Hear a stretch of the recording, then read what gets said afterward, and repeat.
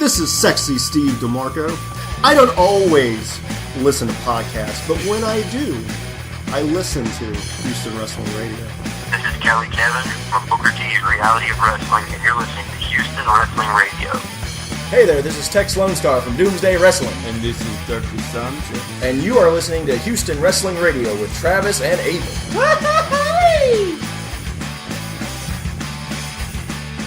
Hello and welcome everyone to the 31st edition of Houston Wrestling Radio. This is Abel. This is Travis. And hey, we got somebody else here with us here today. We have our friend who we've talked about here on the show a couple of times here. Aaron, also known as Mean Aaron G on Twitter. The guy who did our logo work for the podcast and for the website and all that. You can also check him out at Awesome AG Designs if you need any t-shirts or banners, logos, whatnot, all that good stuff. He does it all. But today, he is joining us because he has some pretty cool info regarding Comicpalooza. Ooh. So, hey, let's go ahead and throw it on over to you. Aaron, how you doing today, man? I'm doing pretty good. Good. Been a big fan of the show, listened to all your episodes, -3. And, I'm really digging it. I'm one of the 5 listeners who are repeat listeners. Oh, I'm addicted. Come on. I'm addicted. I'm this close away from getting the logo tattooed on my arm. And it's your own design, so it's my own design. It wouldn't be that creepy. It'd be self-promoting. Yeah. It would be self-promoting other people with my work on my body. Yeah, that's not weird, but I was about to do that. Yeah. I was going to It do could work. that. It could work. Yeah. Yeah, it could. It could. I think it could. And if anybody else wants to tattoo our logo onto their body, feel free to do that. Yeah. Pics sure or to- it didn't happen. Be sure to send Abel all those pictures. He loves naked male pictures. Oh, that's how this show's gonna go today, huh? You two are gonna gang up on me? Is that I didn't what say it is? nothing. Hey, ganging up on you isn't the first time that's happened. Oh. Why are we putting ourselves through this? You invited him. Ah, jeez. Okay, well, all right, Aaron, you're on here for a reason. It's to promote some of the stuff going on with Comicpalooza, and you have some inside info. Why don't you tell us a little bit about what you got going on there? Pretty much, I do a lot of different things, promoting design-wise and everything. And one of the things I am officially a part of this year is Comicpalooza. I am the sports coordinator for Comicpalooza, which means I contact events or I'm in touch with the more physical and athletic aspects of it, the Quidditch, the roller derby, but more importantly, wrestling. Yes. It's because of me that Comicpalooza has wrestling. I had to chop some emails down. I had to badger people. I had to really annoy John to get wrestling involved with Comicpalooza. John's the guy in charge? He is the guy in charge, Okay. and he probably hates me because of that. Well, thank you for your annoyance. As do many, many other people. But That's why we call him Mean Aaron G. that's what Yes. I mean. I prefer honest, but mean sounds better on Honest? Twitter. It's because you couldn't spell honest. That's not the point. Mean sounds more intimidating. Bunch of puppets. Jumping ahead of Mark Henry talk. We'll get to that. All right. So you're in charge of doing the sports stuff for Comicpalooza, which Comicpalooza I think is kind of unique with that. Like if you go to other comic shows and comic cons or whatever, they'll have like a wrestling person here or there, but Comicpalooza is actually going to have local indie wrestling shows performing there at Comicpalooza. So that's pretty cool, and I think that's something that kind of separates Comicpalooza out from other Comic Cons. From what I know, Comicpalooza is either the or one of the only few that actually has wrestling matches at their convention. E3 did it a couple times years ago. San Diego tried doing it again a few years ago, but nobody cared. Sadly, if nobody cared, wrestling wasn't as important as it is now. So we are going to continue to do wrestling as long as people continue to support and show up for it. Cool. So if all these people are going to come and show up for it, as you say, what can they be expecting? Well, first of all, they'll have to show up at the Georgia Brown Convention Center, May 24th through the 26th, and we have all types of wrestling. We have your comedy wrestling. The Doomsday guys will be there.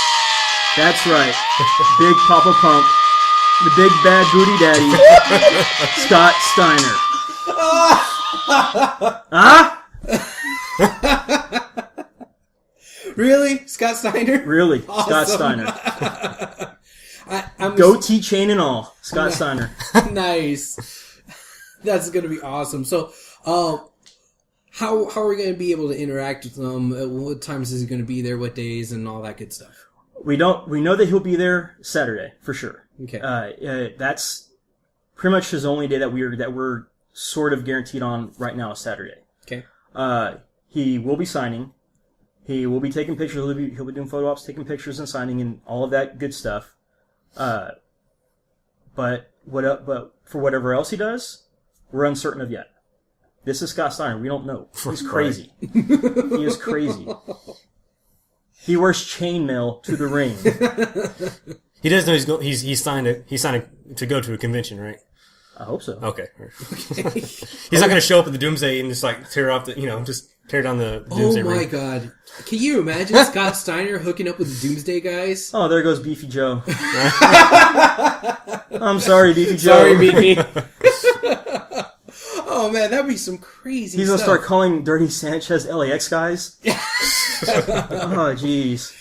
You know what? I really want to see that happen. I want to see the Doomsday guys try to, start talking with Big Papa Pump and have some interaction there. That'd be so surreal. Let's get the Bunny Boys try to take them out. Yeah. The Bunny Boys. All you're going to see left is just bunny feet. right. Yeah. He's going to be selling bunny feet.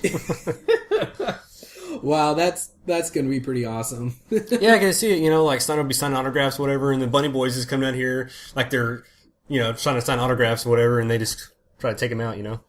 Yeah, and he'll probably have none of that. No, he would not. No. He won't just want to understand them. The Bunny what? Yeah. All right, so everybody, come on down to Comicpalooza and check out Scott Steiner, check out NWA Houston, check out Doomsday Wrestling, and hey, all the other stuff going on with Comicpalooza. It's not just the wrestling stuff, I mean, Right. Yeah. Pretty much. It's a comic convention. So What are some other stuff we got going on at Comicpalooza? You'll have roller derby girl. You have the Houston roller derby girls. They'll be out Yes. there representing, beating the hell out of each other, elbows flying, knees flying. Somebody's probably gonna get pregnant too. What? So What? I mean, huh? What? Man, the rules must have changed since last time I watched a roller derby match. Jeez. Well, some are from Pasadena, so what times are the roller derby girls going to be doing their thing? they're gonna have.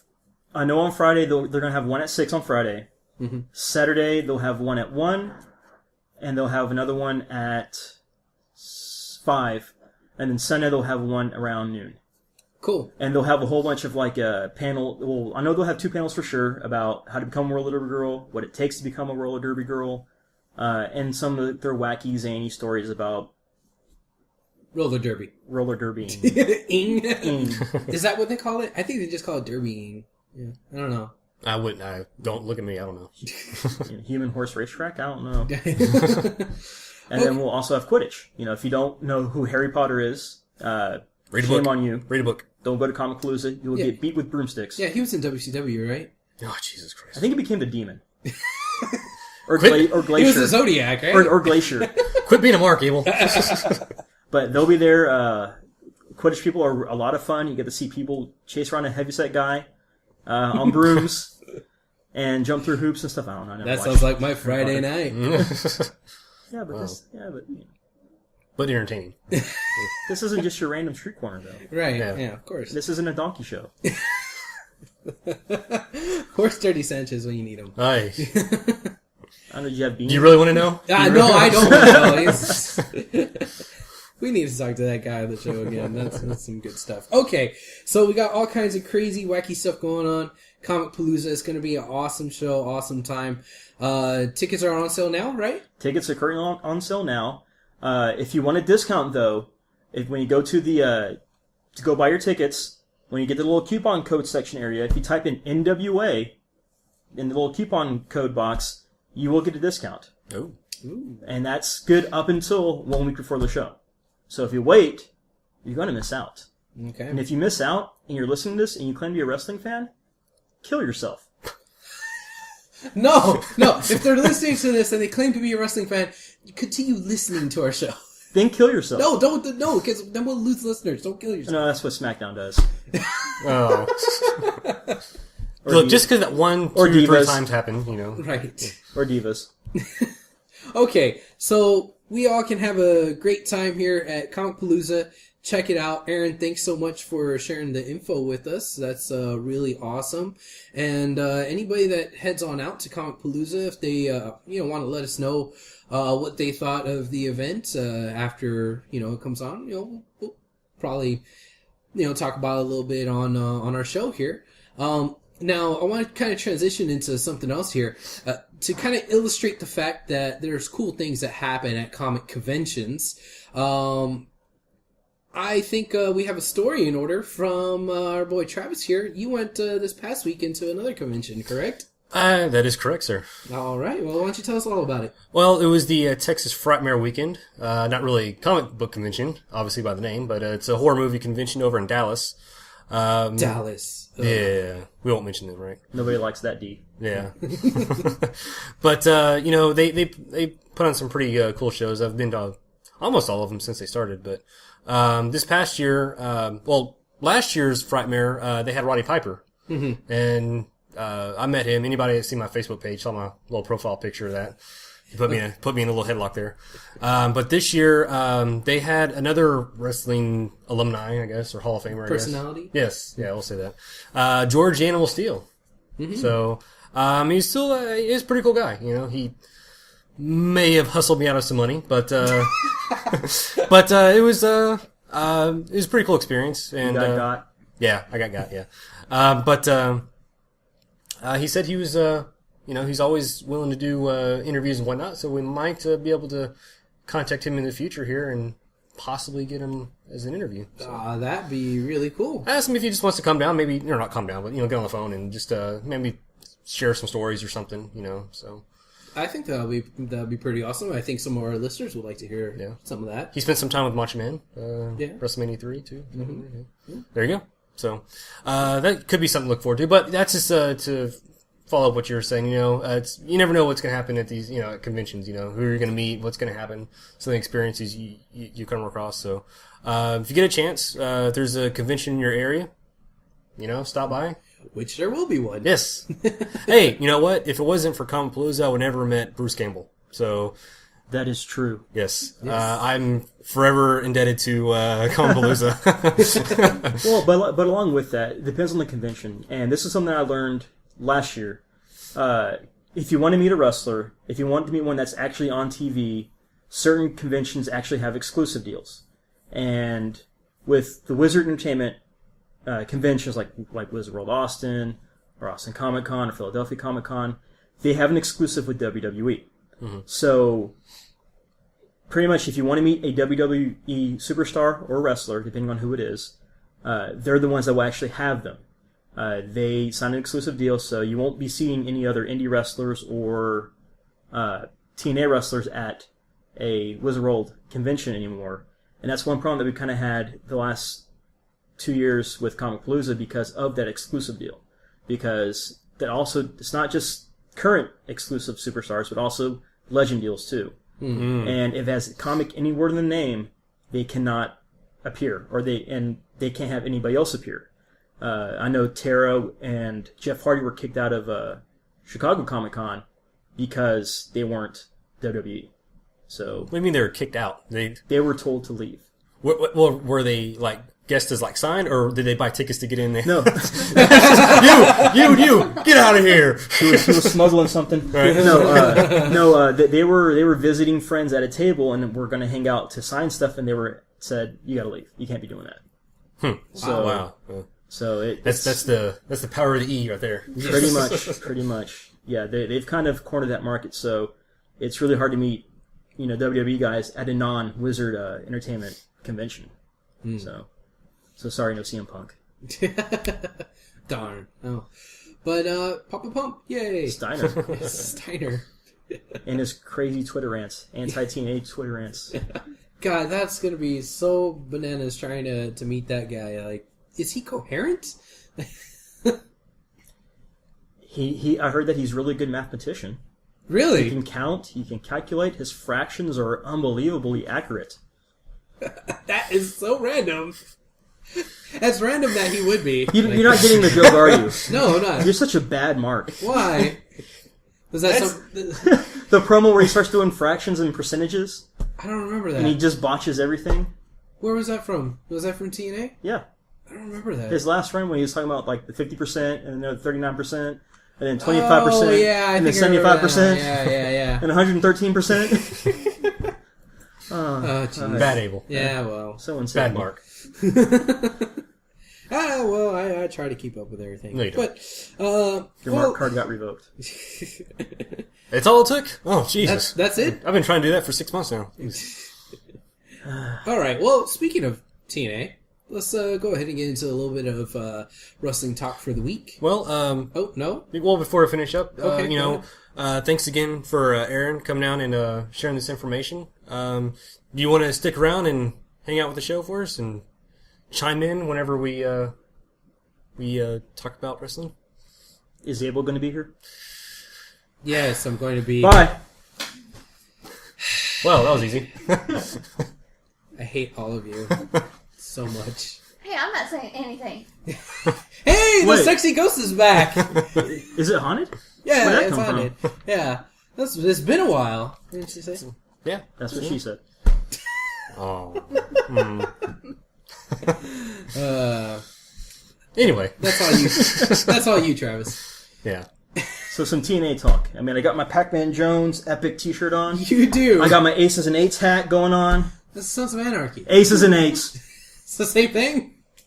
Yes. Alright, well then, let's go ahead and get on into a little bit of Impact talk from this week.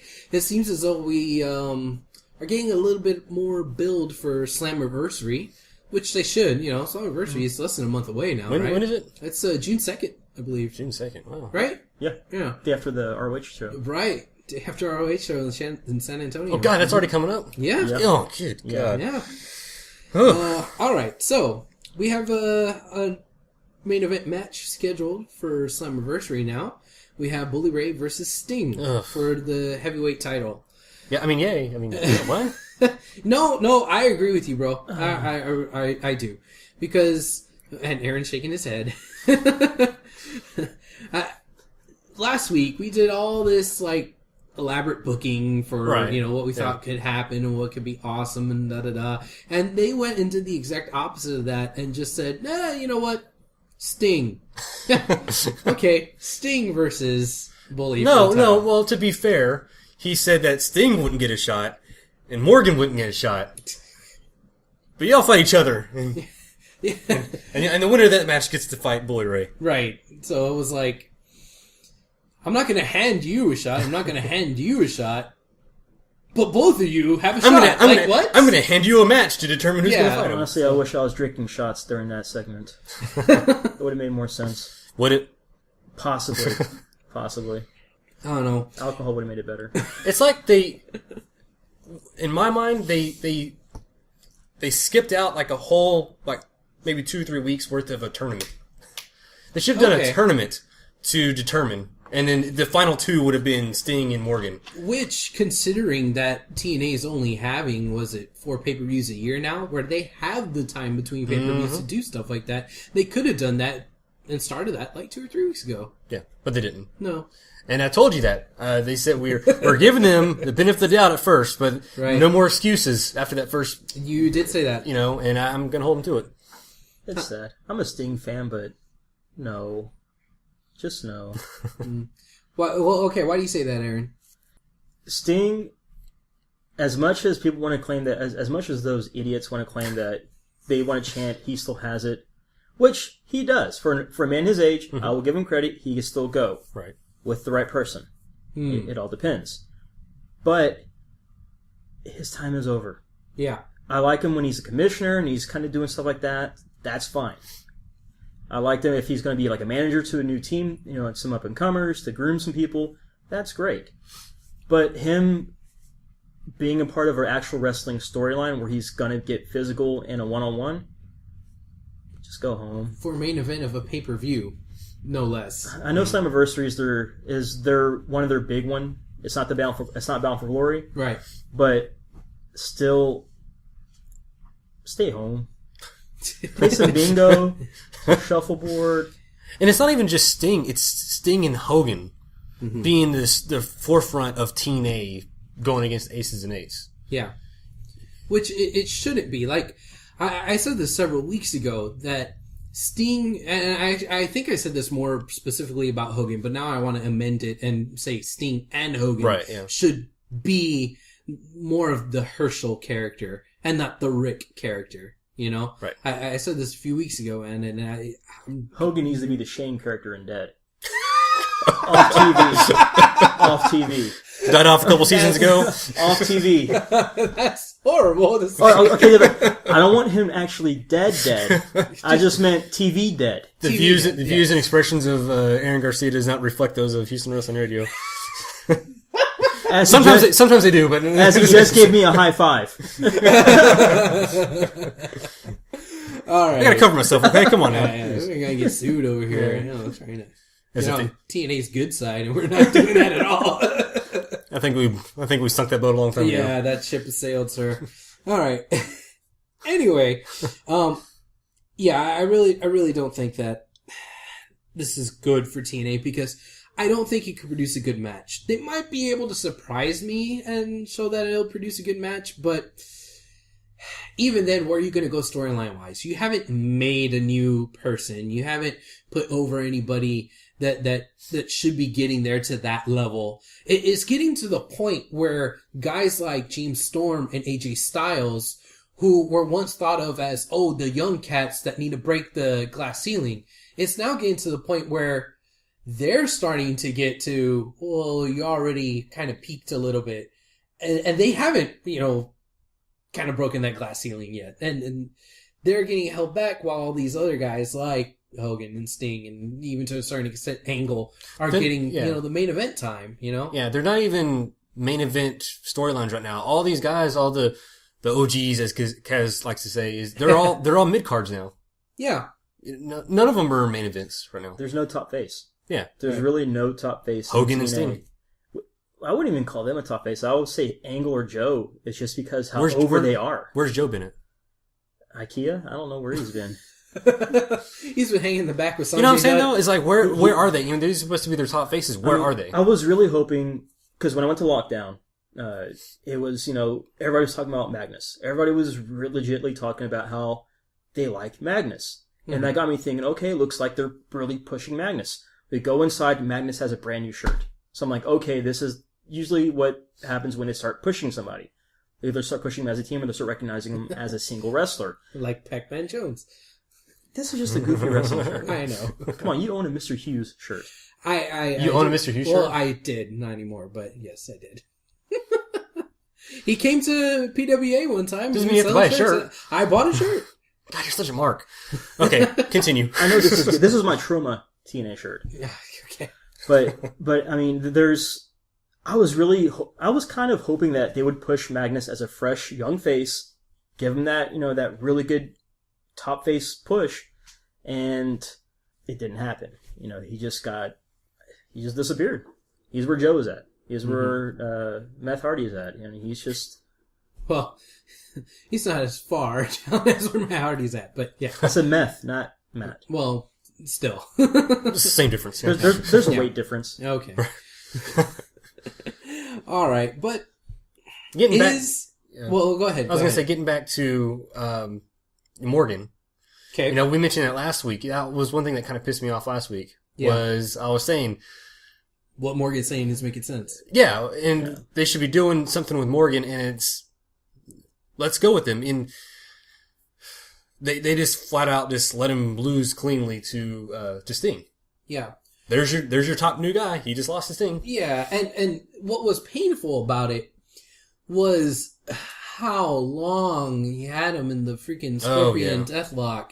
And, Morgan is 7 feet. That was not a believable match at all. Yeah, and he was so close to the bottom rope.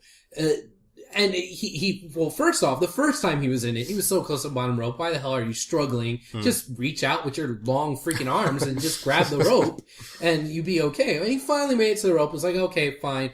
Ugh, that's over. And then immediately, he gets thrown back into the Scorpion Death Drop right after that. Again, it's like, come on, man. What's the point of booking it that way if you're just gonna slap it back on him again? And again, this time he was close to the rope on his He's closer left. to the ropes, I thought. Yeah, he was closer to the rope on his left-hand side, where he could have easily stretched out his left hand and grabbed the rope. But no, the way he was selling it was that he was going to go to the rope that's like in front of him, not to the left of him, which was like 2 times the length away. Well, we never said Morgan was a genius. Well, I guess you're right. And then to have him not really lose, but pass out from the pain of the old man gingerly holding your legs while trying to not sit on you. You know, all he needed was like blood on his face, and it would have been the Bret Hart, Austin reference. I'm hoping that's something they were going for on that, but well, I don't know. Nobody cares about Morgan, so. But it's TNA's fault. yeah, that's true. Because I want to care about Morgan, and I kind of. It's like he's got so much potential. He does, and I kind of like him, but him or the Wizard Cloak. You know, I could do without the Wizard Cloak. Actually, I could do without that. But I don't know. I'm trying to like the guy. I really am. But you sent me a text, Aaron, while all that was going on. Remind us and let our listeners know. What did you say about that text message about Morgan and the promos? Oh, that match of the week? Is that Matt Morgan versus promos? Do you care to elaborate? True. Okay, what I'm referring to is that basically ever since Matt Morgan lost his stutter in WWE, or F, and tried to start talking, he rushes through his promos. He's the opposite of Randy Orton. While Randy Orton, William Shatner's his promos, Matt Morgan rushes through them like the Micro Machine person. Yeah. He just gets everything out and doesn't elaborate, doesn't tell a story, doesn't really do anything. It's like watching the ShamWow guy sell his product. There's no. Those are harsh words, man. Those are fighting words over there. It's a slap chop. Yeah, right. But he butchers promos, but he should be good at them because he's been in the business over almost 10 years now. Yeah, and he can't even cut a consecutive good promo from week to week. There was a time when he came back and he was anti-Hogan when he took Hogan's gold tights and chastity belt and cape and everything. And he came back and he was cutting really slow, really aggressive, really intimidating promos. Those were good. Mm-hmm. He lost Joey Ryan. He went back to speed talking again, and it's horrible. Now, I can understand what you're saying about that, okay? Mm-hmm. But I am not of that harsh of an opinion on that. Mm-hmm. I think that, okay, you could probably critique him and say that he goes through his promos too fast, but I don't think it's that fast, you know? I could see how... I can see how you could say that, mm-hmm. but I don't think it's as bad as you're making it out to be. I think you're overstating how bad his promos are right now. And I don't know. I mean, is maybe that because that's just you like Matt Morgan? I think I like Matt Morgan, but I don't think his promos are that bad. Match of the week candidate, folks, right here. Matt Morgan versus promos. How about Matt? Not as good as Steiner versus promos. Yeah, that is all time greats right there. How about Matt Morgan versus his beard? That, on the other hand, I could agree with you, man. That's getting crazy. That's getting out of control. It's like man. his hair is like so nice and groomed, and his beard just like I don't know what he's trying to do with that. This is Sparta. Yeah, yeah. I guess so. Yeah. It's actually outgrown that. Actually, It has outgrown that. Yeah, that's got to go. Okay. Are we done with that? Shall we move on? Sure. Okay. Let's talk a little bit about Bad Influence. These guys can do no wrong in TNA. Again, this week, they're like, what's awesome about TNA? You know, I freaking love all the stuff going on with them and with the Dirty Heels. And again, they had some more back and forth there where the Dirty Heels were just coming out and saying, you know, oh, that had we were really gonna get with Fortune and whatnot and all that. And Right. I don't know. I just thought it was all funny and great, and I don't know. I just mark out for these guys. You? No. Yeah, me. I'm really enjoying that feud. Yeah. I'm really enjoying that feud. Mm-hmm. There's something about just a feud of all heels. That's true. It's true. It's like watching the Golden Girls bicker with each other, but like taking sides. It's just fun. You know how I feel bad for in this whole storyline? Not the fans. No. I feel bad for Chavo. For Chavito? Yeah. Why? He's got to like compete on the mic with these guys. You're right. Have you noticed like You're last few right. weeks he's like trying to sound all cool and hip now? Yeah. He sounds terrible. And he just can't. He can't can't pull do it it. off. And Hernandez is like, fuck it, I'm not talking at all. Oh yeah. We all knew that Hernandez couldn't talk years ago. Yeah. He can whistle, but he can't talk. Yeah. And even then, no, it's, yeah, I feel bad for Chavo trying to compete on the mic with them guys, but, the bad influence, dirty heels, I mean, yeah, it's as bad as the main event storylines are going, this is just as good. Which begs the question. I mean, we were talking about that all of their top guys who should be top guys are now mid-carders. Is it so bad to be a mid-carder in TNA? I mean, hell, look at these four. Well, if that's what they're going to do with the main event feud, yeah, why not? Yeah. Hey, I mean that's just giving more eyes to the mid card. That's bringing more attention to the people who are bringing talent. Yeah. I mean, he said it best. You can't out us. That was golden. That was great. That was golden. I even texted you about that You too. did text me about that one too. Yeah, you can't out us. And I think you tweeted it, didn't you? I did tweet it. That's how good it was. Yeah. It was so good as a tweet and a text. Yes. I think it was just a tweet. Yeah. That was just a tweet. I told you I said, dude, the promo was good. Yeah. There you go. Whatever. Okay. So, yay, they had a good promo. And hopefully we'll have this continue on. And But where do you see this feud going? that's what I was gonna say. Slammiversary. Yeah, it's gonna have some sort of culmination in Slammiversary. So they're gonna be bickering back and forth on the mic for a whole month. Maybe. Yeah. I hope so. If it's anything like it was last week, I hope so. Yeah, I mean, he's got a point. Just have Chavo and Hernandez down in the corner somewhere and just keep them talking in the ring, and I'm good with that. Oranges. I'm good with that. The color of your shirt. Yes. Oh man, that was so racist. And then you come for me this time. Came from the half blood over there. Right. Yeah. Well, tonight the new blood. New blood. Oh, jeez. Okay. That's right. Wrestling references 101. I'll explain it to Abel later. Glacier. That was a wrestler in What WCW. is it with you and Glacier? You're obsessed with Glacier. He's Sub-Zero in the off season. He's not Sub-Zero. Yes, he In the is. offseason. He's a broke down Sub-Zero. No, he's not. He was He's a on Bird ripoff. Notice. He was on Bird Notice. well, Oh, he that was makes actually, it Yeah, he was. Multiple times. All right, let's move on. Go find your cosplay Raven somewhere. Oh, I'm sorry, Bret Hart. Yes, that's the right one. Okay, another thing I want to talk about from Impact: D'Lo versus Kurt. Angle. Oh, Yes, Angle. Angle. Oh. He's still around? Olympic gold medalist. Yes. Yes, that Broken guy. freaking neck. Yes, broken freaking neck. He's down with the Brown. Actually, literally. Not just D'Lo Brown. Right. Oh. God. Rocket Khan. Rocket Con. He's still at that? No, No, not he anymore. moved on. No, like after restraining orders, he moved on. Yeah. Okay, so is D'Lo gonna be out of the Aces and Eights? More importantly, do we care? I hope so. That we care or that You he's hope out? that we care? Or? I hope that he's out. Yes. Oh, okay. Bobble his head out of there. Well, you better recognize. Yeah. Well, now, why do you say that? That's what Bully needs to tell him whenever he kicks him out. He needs to. He Oh, needs that'd to. be cool. That'd be really cool. Why do you want him out? I will admit this. I am a fan of the concept of Aces and Eight. I think that they're an interesting faction. They're an interesting group. They have too many members, and they need to kind of trim the fat with D'Lo. There's a lot of people that I think they need to kick out to make it actually effective. D'Lo is one of them because he doesn't really have any significance anymore. And he can't really wrestle. No, you But can't. he's the well, VP. he could, but They need to kick him out. Yeah. He needs to go. Taz needs to go. I don't think Taz needs Taz to needs. go. He could be a heel announcer, Mm-hmm. but not be a part of Aces and Eights. Yeah. Really? Okay. He could get kicked out of Aces and Eights, but still be bitter about Yeah, it. still be bitter and Yeah. still be a heel announcer. And just be healing everybody instead of just the TNA guys. I mean, they really need to trim the fat. Kick out Taz, kick out D'Lo Brown. I'm a big fan of Mr. Anderson, Ken Kennedy. Get him out. Have him be part of like the anti-Aces of Eights.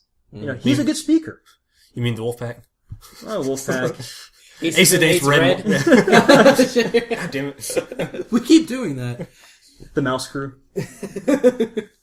You have the two big guys, Doc and Nux. They're great bruisers. They could be the muscle of the group. Well, maybe Doc. But even then, not they Nux. don't do any much. They don't, because there's You too just many need of them. one. Yeah. There's too many of them. Yeah. You have the two young guys, Bischoff and Briscoe. Mm-hmm. They could be groomed to be, Yeah, keep them two in there. yeah, keep them in it because they're learning. They're actually improving. Yeah. I hate Bischoff, but they're actually improving as the group. And then you have, the veterans, D'Lo and Bully Ray, and Devon. You can call him Bubba, it's okay. Bubba. That Bully, Bubba, whatever. You have those two, which are the veterans who are kind of training everybody else. They're the, if this was Evolution, it would be the Ric Flair. Yeah. And Orton would be Briscoe and Bischoff, and then Batista would be not Festus and whoever the other guy is. And that's them. You have a good six, you have a good faction. The 10 that they have. Yeah, a few weeks ago when they're all standing in the ring after they just killed somebody, it was really looking like NWO. It's just too many. Yeah, yes. Too many people involved. In order for somebody to look like a credible threat to the Aces and Eights, I think the Aces and Eights do have to have less numbers. Because even when we were doing all that fantasy booking with getting Fortune back together, it was still like you were stretching to get 6 people into Fortune, versus like the 18 that they have in Aces and Eights. Well, Fortune had like 6 people at one time. Yeah, and even then, 4 is the first word in right. Fortune. Yeah, Fortune. Yeah, This is TNA though. They can't count. And Steiner mathematician. Right, there you go. Yeah.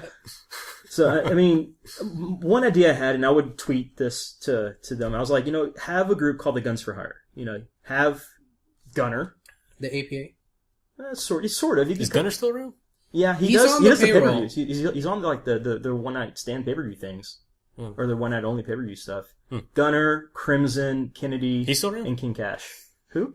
Crimson? Yeah. He's still around. Are they on the roster page? Yeah, they're on the roster page. What the hell? Where are these people?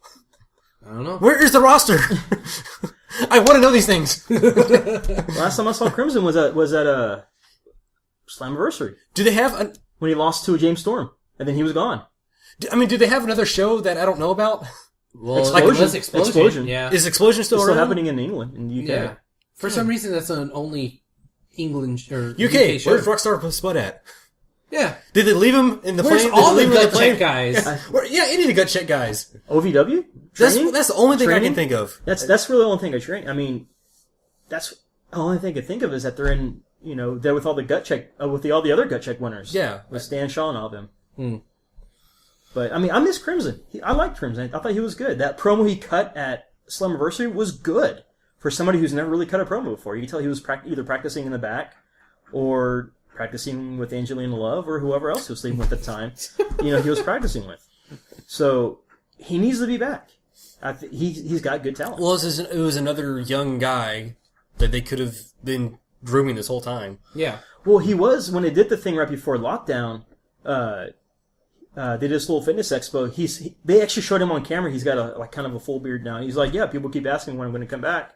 And I can't really answer them yet. And I don't know. Because TNA don't know. Yeah. He shows up every day and they keep telling him, go away.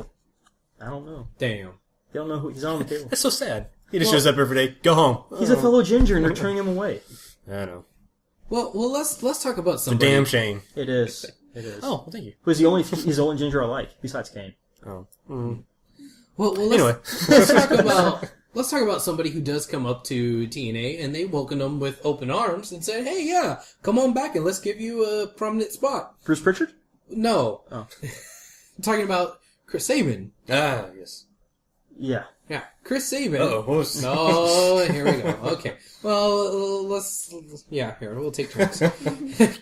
Chris Sabin, he had his little return match with Sanjay Dutt and Zema Ion. And I want to say that that's a match of the week candidate. I thought it was pretty good. and he got a win, so now he's going to be the next guy up in the third wheel, so to speak, in the next X Division match. Yeah, I agree, and it was cool seeing Saban back, and that was a match of the week candidate for me. My problem that I have is not with Saban, but with X Division.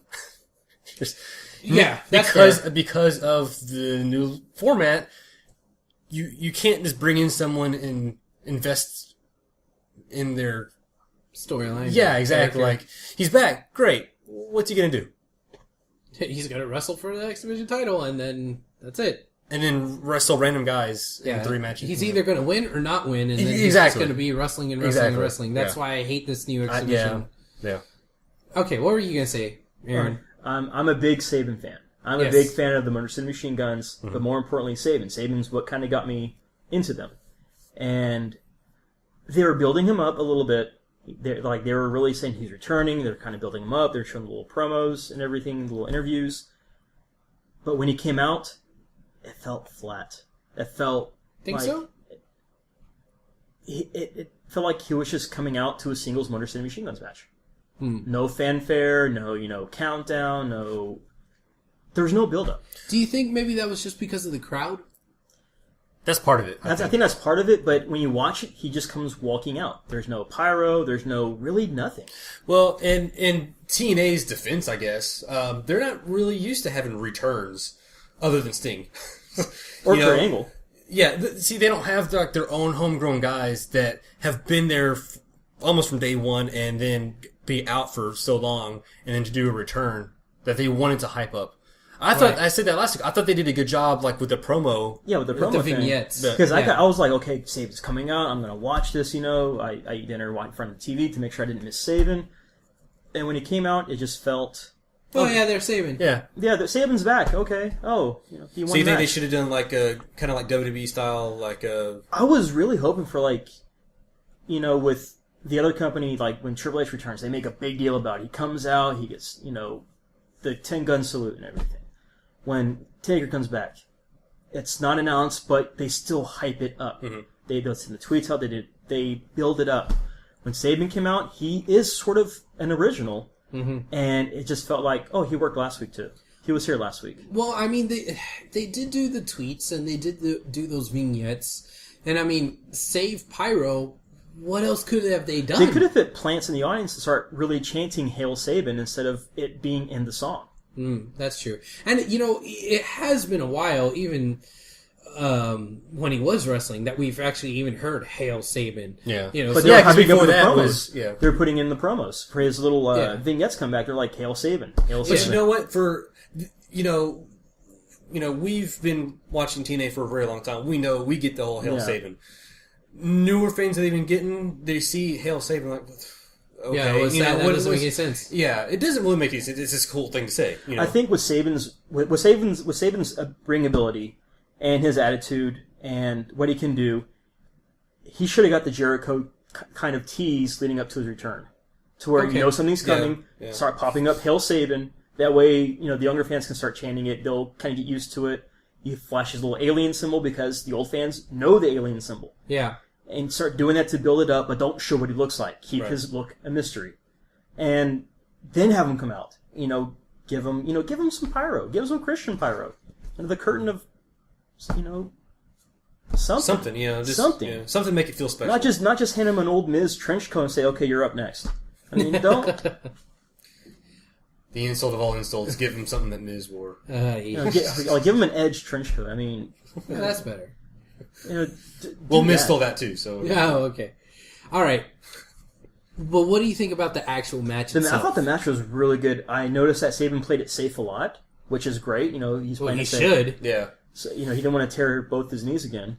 And I liked the match. I really did enjoy that match. Would you say that's a match of the week candidate? I would say that. Okay. I would say that. We're me and Amy were talking about this earlier. That finisher that he did. Mm-hmm.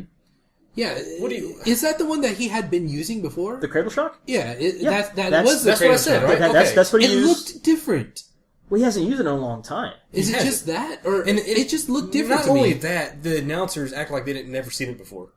See, if they could have done that with, Saban come back to begin with, Yeah. That would have think a better reception. But them playing off not knowing his finishing move, which, I mean, come on, they promote every time there's a DVD, so they'll always promote that Best of the X Division DVD, Right. and that's on it every single match. Right, yeah. But So that it's was the always in Cradle there. Shock, and I was like, That was the Cradle Shock. now, the way he hooked him and everything is that's a Cradle Shock. Why, Cradle Shock. why is it? I don't know if it just looked different or the fact that the announcers threw me off when they said, "Oh, what's that move?" or whatever. Well, what if they're going to like rename it? Maybe that's why. Well, I'll rename it. That's an awesome name for a Well, move. they renamed Christian's finishing move.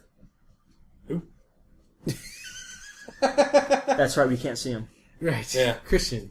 Yeah. Christian. Oh, yes. Christian yes. Cage. He's been missing. Yeah. MIA. He's still on the back of that milk carton. Whereabouts? Jersey somewhere. That's the last time we've seen him. Right. He's just wandering the streets in a circle. Somewhere in Jersey, But, signing but, autographs. but I mean, that could be the reason why they didn't announce the name. They might be changing his move setup. All the great wrestlers do that. It's Like, still Cradle Shock to me, damn it. Which is weird because they're going back to his old little catchphrase with the whole Hail Saban Yeah, thing. yeah. So it's like we're gonna go back to some old school stuff, but we're gonna change it up. Yeah.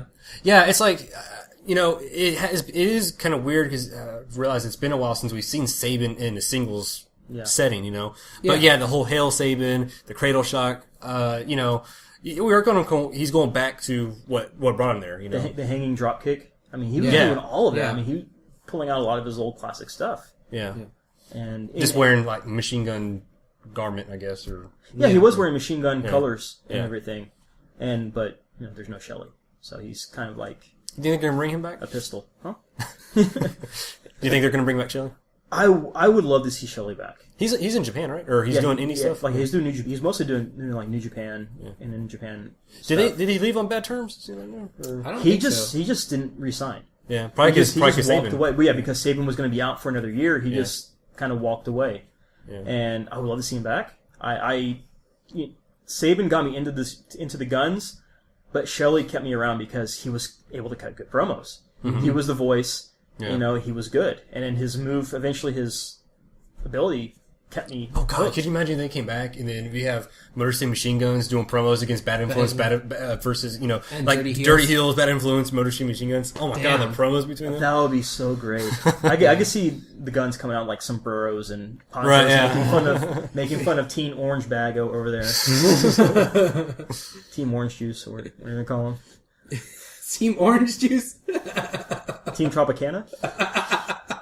Team Fanta? Don't you wanna? Nobody don't- wants to. don't start. All right.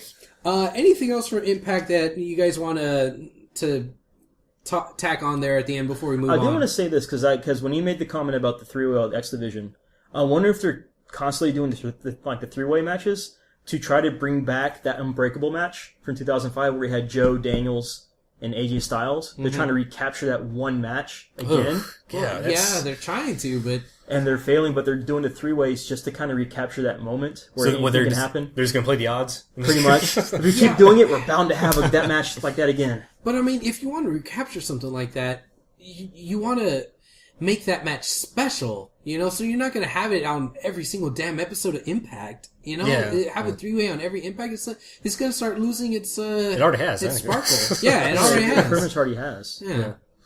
And I don't know if that's the best And strategy besides for that, them if you want to do that. recapture it, hell, you have all the three participants from that first match. Well, yeah, but Yeah, why not have them do it? well, Joe can't climb the ropes anymore. Apparently, Why is that? you've seen him. He's just, getting old. He's getting not old, big. Wow, He's he's getting been bigger. Yeah, big. he looks the same to me. I don't know. He looks a lot. I know. I watched some of the old stuff, and he looks a lot bigger. He looks not good.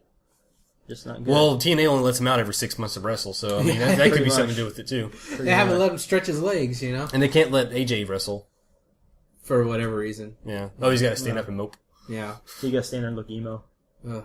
comb his hair in front of his eyes, look down, I'm not Sting, damn it. I'm not Sting, damn it. I'm wear not the Sting, damn leather jacket, The hoodie. Yeah. wear the hoodie. He's the anti-biker gang because he rides a speeder bike. Yeah. Little crotch rocket. Oh, there we go. The Fast and Furious Yeah. versus the Aces and Eights. There you go. AJ's new click. There you go. All right, so I think we're done with TNA. Yeah, I think we're done with TNA. Let's move on to WWE. I want to kick off the WWE talk by talking about main event this week, actually. Because I think main event... it deserves some attention. Yes, it does. There was a match of the week candidate on there in Kofi versus Cesaro. And, that was another really, really good match. I'm glad that Cesaro got the time to put on a good match. Even though, he's taking the loss, he lost the title, they're doing all kinds of stupid stuff with his gimmick and his character. Just the fact that he, got in there, had the match that he did with Kofi, I think, going back to the whole, sometimes good matches fix everything type thing, they just did a good job with that, and I think it's despite all the crap that WWE's throwing onto Cesaro, Yeah, and they did the same thing on Raw too with his match. Not as long, obviously, but I mean it's. Definitely, the match on main event was better. Oh, definitely, yeah. But I don't know where they're going with Cesaro. Man, stuff they've been doing lately with him. I don't know where they're going with it, but I don't like it. Yeah, he hasn't yodeled, which is a good thing. Yeah, but now they put the beret and aviators on him, which does make him look more European. Right, but it still brings up question marks. Like, well, why? Yeah, because he's not the US champion anymore. He's got to look more European. He's very European. Yes. Hey, it's on the back of his shirt. It is. Yeah. It is. Which if it's I was happy to see that actually. Yeah, if it's on the back of his shirt, why don't they run with it? Why don't they let him do that kind of stuff? Well, maybe he is being very European, but we're not catching it because we're, a bunch of hipsters in the U.S. Well, maybe, but I mean, have him say it during a promo or something, the way he did in ROH, Let him be the guy from the United Banks of Switzerland. Let him be that dude. At least he quit doing the 6 different languages thing. I hated that. Mm-hmm. It was 5. Doesn't matter. Steiner mathematics. It doesn't matter. I hated that different language thing that he did. It was stupid. Yeah. It took away from who he is. He's just a good wrestler. All right, so since we're talking about Cesaro, what about that promo on Raw after he destroyed Zack Ryder? Okay, well, let's skip ahead here a little bit. That's what I like to do. Yes, you like to screw up everything. Just mess with him. Yeah. Yes. So do guys willing to pay $20 on Montrose. Oh, Jesus. You never Is that his name? Jesus? Jesus? You never should have told us about that, Abel. Yeah, I'll never live it Jesus saves. Okay, that promo, it was quite the odd duck. It seemed as though he tried to have his own pipe bomb moment, but he didn't quite get to that point where it took it over the top. It kind of ended abruptly, I thought. Yeah. Where was he going with that? Yeah, he said, I have something important to say, and then he didn't really say anything important, but he said stuff that was kind of like, oh, is he gonna do a shoot? What's he doing? But it never really got to that point, so I don't know, it was kind of weird. Was it just like, hey, give me the mic for a minute, please, so I could try to save my own goddamn character? Or was it, hey, we're going to script this to you because, I think you should say this. I don't understand what the hell. Maybe it means they got good plans for him, maybe? I don't know. But he just did this promo. He got a victory over Zack Ryder. Congratulations, I guess. But he's been losing. Got a victory over Zack Ryder. You what? Eve got a victory over Zack Ryder. This is true. So, besides that, what has he done lately?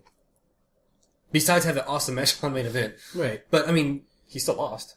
When he gave that promo, I was listening to it, and I was hoping that midway through, music would hit, Titantron would hit, and Chris Hero would come out.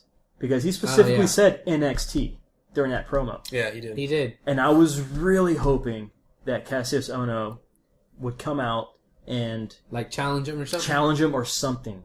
That would have been cool. I was kind of expecting it. I was hoping for it. And I'm so glad he was able to talk and didn't do it in 5 languages, but I was really hoping that would happen because he's been on the road with them. Mm-hmm. He's been traveling with them, him and Sami Callihan. I'm like, okay, one of these guys has to come out. Please let them come out. Have him come out, rip into Cesaro's past, do something, how he hasn't beaten him ever. He knows all his move stuff and everything. And it did not happen. Well, let's just hope that maybe this was planting some seeds, because if he just, like he said on the promo, he mentioned NXT, be kind of obvious if like he came out right then and there just because he mentioned NXT. Yeah, you're right. You know, so it'd be more logical sense that next week Chris Hero or Ono would come out and interfere in a match, knock him out, and say, "What you guys say about NXT?" Yeah, exactly. Yeah. You see my teeth? Right. I'm missing them. This is gonna be you. So that could be something. And he'll hit him with the bull hammer. The KO. Hit on with the KO. Hey, wait a minute. That's his initials. You smart. They see me trolling. All right. No, we hating. I know you are. Oh God. Okay. Let's go ahead and revert back to main event. So there was that really good match with Kofi and Cesaro. But then I was surprised because there was another match after that I thought was pretty good as well. With You mean after all the recaps? yeah, well, actually there was only one. Yeah, that was surprising. And then you had Slater versus Justin Gabriel, and Justin Gabriel picked up a win, which he's been doing that. Yeah, we've been seeing him on TV, and he's starting to get a little bit of steam here. And he had what I thought was a pretty good match against Slater there on main event. And I don't know, do you think they're going somewhere with Gabriel? I don't know. I appreciated the fact that they gave them two some 15, 20 minutes to put on a good match. It was a good match. I'm not going to go out there and just say it's match of the week candidate or anything, but just because I can't stand Keith Slater, but Justin Gabriel, I mean, he puts on good matches, and I think maybe WWE's starting to see that. Okay. You think that they're maybe priming him to have like a higher standing in the company or something? It's so iffy with sometimes what they do with the characters. So yeah, he did do a better air guitar than Heath Slater though. I'll give him that much. Yes, he did. Yeah, because he's not a ginger. There you go. Wait a minute. And I think what I see, because I was watching it, I actually watched main event. This like the third time I ever watched it. Really? Yeah. It's Wednesday. Something else is better on the reruns of Who's the Boss on or something. But no, I like that, but I'm wondering if, since one of his former teammates is cleared to return back, is almost being cleared to return back, and another one of his former teammates is fixing to be cleared back, if they're going to start a mini feud between three-man band, I beat down Justin Gabriel, Evan Moore comes out to save him, and he's got a partner. They beat them down again, and eventually you got Tyson Kidd coming out there to save him, and you have the three high flyers versus the three air guitars. Those guys. Three-man band. So you'll have another trio. Another trio to fight a trio. Because honestly... another trio to job to the Shield. Well, the three-man band should not have been out there with the Shield. At all, no. At all. That's like putting Eugene up against Kurt Angle. You just don't do that. It's a good analogy, actually. Yeah. You just don't do that. One's good at what he does. One's an imitation. Mm-hmm. Not good. And I just can't get behind 3B at all. I like them. They're funny. I think they're funny too. They're funny, but I don't take them seriously. I see them more for Saturday Morning Slam than anything else. Maybe that's what it is. I don't know. They try to be, serious, and it just doesn't work out sometimes. Like with Santino, obviously comedy character. Yeah. Sometimes though. Sometimes they I hate Santino. They get that sense that they're going to do something with him, like during a match, and then it just falls apart right then and there. But it's just stuff like that. The comedy, like, what do you do with the comedy characters? Because you can't take them seriously. Yeah. Clearly, they're just there for fodder for somebody else, Mm-hmm. But that's why I can't get behind 3B. That's what they are. Well, it depends on the ability. I mean, it depends on the ability and what they can eventually do with them. I mean, Hurricane was a comedy, and then he became serious. And it worked, but then went back to being comedy. Right. Okay, but going back to 3B, Jinder Mahal? It beats working the Quickie Mart. Well, they don't have a convenience store gimmick right now. They could do that if they wanted. Kali. That's it. I'm out of here. All they need is Tiger Ali Singh. Yes. Okay. All of your I stand corrected. I'm sorry. All of your points are invalid. Yes. The great Kali says. Yes. Oh God. Okay. I don't know. It's just the comedy gimmicks. You can't take them seriously. So I think that's where I was going with that. I mean, it really depends on how they're able to evolve the character. because some people can evolve the character, but then some people, they're stuck, they're pigeonholed because they're so limited, and Santino isn't a good wrestler. Once you hear him say a funny word a few times, it loses its comedy. But then WWE latches onto it, and they... But he doesn't look like he's supposed to be funny though. With all those tattoos and everything, he looks like he should be a serious wrestler. And that's what I hate about he's it. He's not. And that's why I can't get past him, because he's like Kofi. He's mixed up in the wrong gimmick. He's completely wrong. Yeah.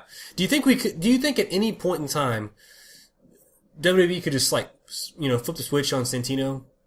They should. And just make him, because wasn't it before WWE in OVW, wasn't he he had a Russian gimmick or something, and he was a legit, technical wrestler. He's a champion. Him and wasn't he? Kozlov.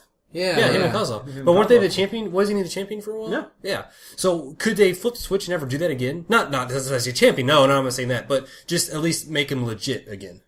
They could. They did it to Festus for a while before he got fired. They turned him into a serious guy. That is true. And so it is possible to turn a goofy character into something much more. Well, hell, look at Triple H. Triple H was a goofy ass character. Well, and then they flipped it. But he had the boss's daughter. He wasn't. No, not at that time. That was way. But he was. I see what you're saying. But he wasn't a comedy gimmick. Yes, he was. DX? No, Hunter Hearst Helmsley. No, he was Blue Blood. That wasn't comedy. That was a gimmick. That was Blue Blood. So, that may be comedy to you, but that wasn't specifically he wasn't wearing a sock puppet. Right. What was it comedy because he beat Owen Hart? No. I know your love for the Harts and everything like that. It is Owen Hart's birthday today, or it would have been his. I had a chicken 48th nugget birthday. for lunch. To celebrate it. I did have chicken nuggets for lunch. You guys are horrible. What? It's not like I'm going skydiving on his birthday or anything. Oh, Too soon? Come on. Montreal Screwjob happened a long time ago. Yeah. Let it go. He did of the rope. Jesus. Okay. Oy. Again, the views and expressions of Aaron Garcia does not represent those of Houston Wrestling Radio. All right. So we had a good episode of Main Event, basically. And that was surprising because, they even did a little, been that good. Yeah, and they even did a little, not a vignette, but like a little promo before the match, with Cesaro. Yeah. So that was something. We're trying to get, good. like we said before, we were trying to get Main Event back to that same format that it was before at least WrestleMania season. Make it special. Yeah. So, and even then they, after the match, Kofi won. Right before Stryker came in the ring, I was saying, it'd be cool if they went back to interviewing the champions after they, and that's exactly what it did. Granted, Stryker sucks as, Well, But I but think still, they talked to the champ after the match. That's what it should be. If they're going to have the champions fighting on every show, defending their title, they need to interview the champ after the match, I think. Yeah. Keep Main Event kind of old school. The promos before the match, the promos after the match. Yeah. Keep it really old school. That way, it's not just a recap show for SmackDown. Yeah. Which is a recap show for Raw. Which is just a commercial for John Cena. Keep it old school and keep it that way. And feature Cesaro as the main event on that because he's got that really old school gimmick and mentality. And one other thing that they could do with Main Event is actually have the mid-card titles be like the focal point and bring some more prestige to the title holders of those mid-card titles. Like, if you're going to focus all of your, big shows just for, the big titles, then why don't you have this smaller show have, for the smaller titles, and have that be like... So they should bring back the Cruiserweight for Saturday Morning Slam? Pretty much. Cruiserweight's going to be for Main Event now. No, not the Cruiserweight, but... Yeah, do you light heavyweight? Yes! No, it'll all be Cruiserweight. It'll be Cruiserweight, yeah. Here comes Rios back. I got to work. Yee. And they bring out the Mexicools. Yeah, but, they've got a good landscaping business. Yeah, they do, That's what happened to them. And besides, Chavo's in TNA. But, do you see what I'm saying? That's something that they could do? Have, like, the Intercontinental U.S. title. Yeah, because the main event wrestlers wrestlers aren't going to be on Main Event. Ironically. Yeah.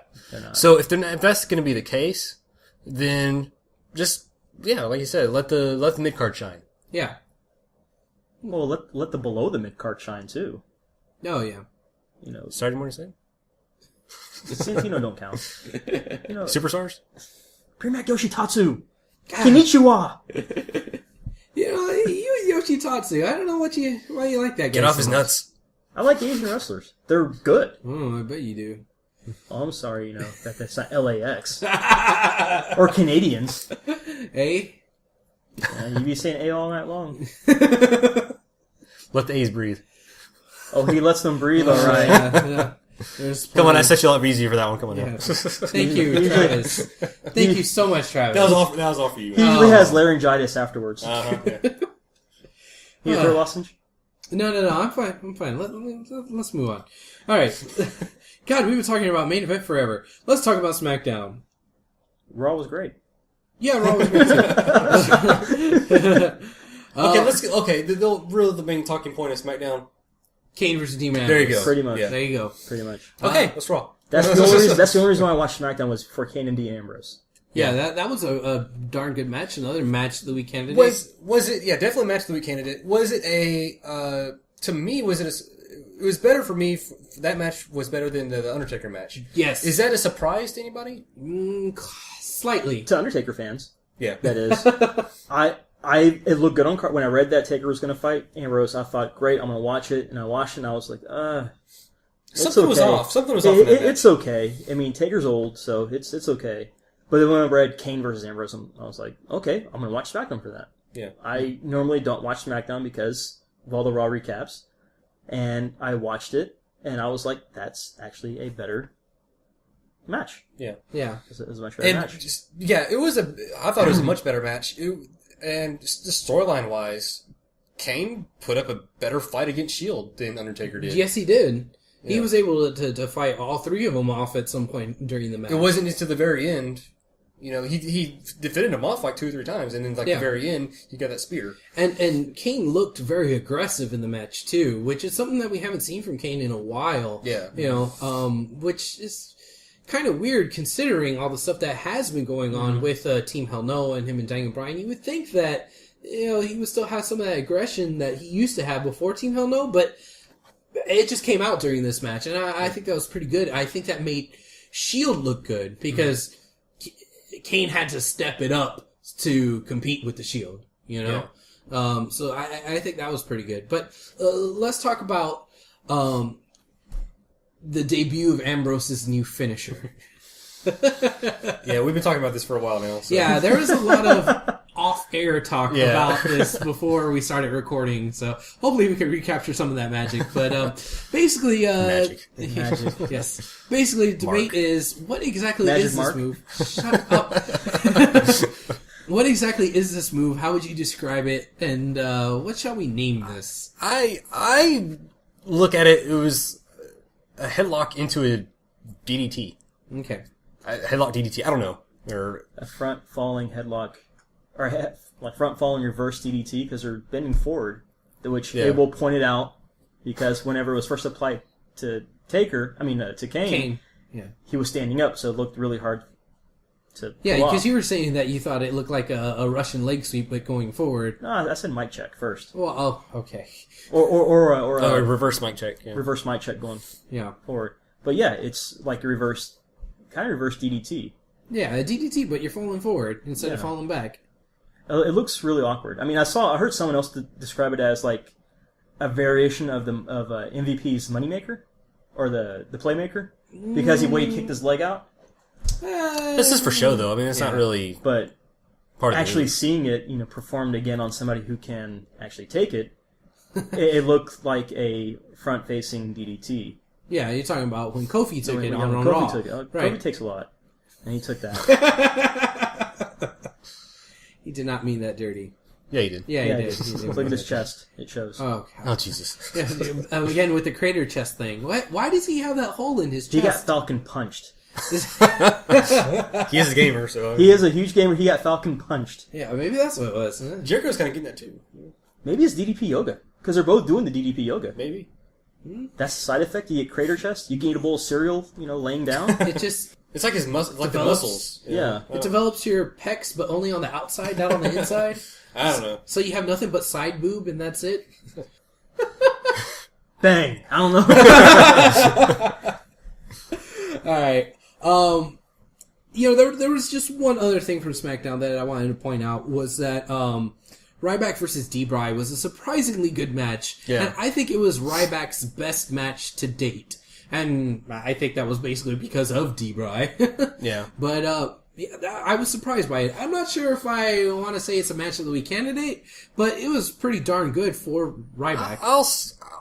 I'll give it match of the week candidate. You will? Yeah. Okay. And we said that this was one of Ryback's, his best matches, to date, whatever. Part of that, yeah, was D-Bry. Do you think some of it has to do with Ryback's character change? His style, maybe? Possibly. I think that might be a big part of it. Maybe he's trying to do other things. There was a couple spots where he just kind of picked him up, tossed him outside the ring, stuff like Yeah. that. He's getting kind of more aggressive, Yes. And I'm sorry, we've been saying it wrong. It's D Ryback. Yeah, D Ryback. D Ryback, yeah. But I thought I was surprised at the match. I wasn't expecting that much, But yeah, it was a good match. Okay, so you're willing to say it's a match of the week candidate? Candidate, yes. Okay, candidate. All right, I'm fine with that. I think I'm done talking about SmackDown. Let's go ahead and move on to Raw, and let's use the transition of the Ryback. All right. So, Why are you saying D Ryback? because he's the Ryback. The Ryback had a little exchange with Cena, and that exchange with Cena was horrible. God. Oh my God. Why? Okay. You turn Ryback heel. You're trying to make him into a monster heel.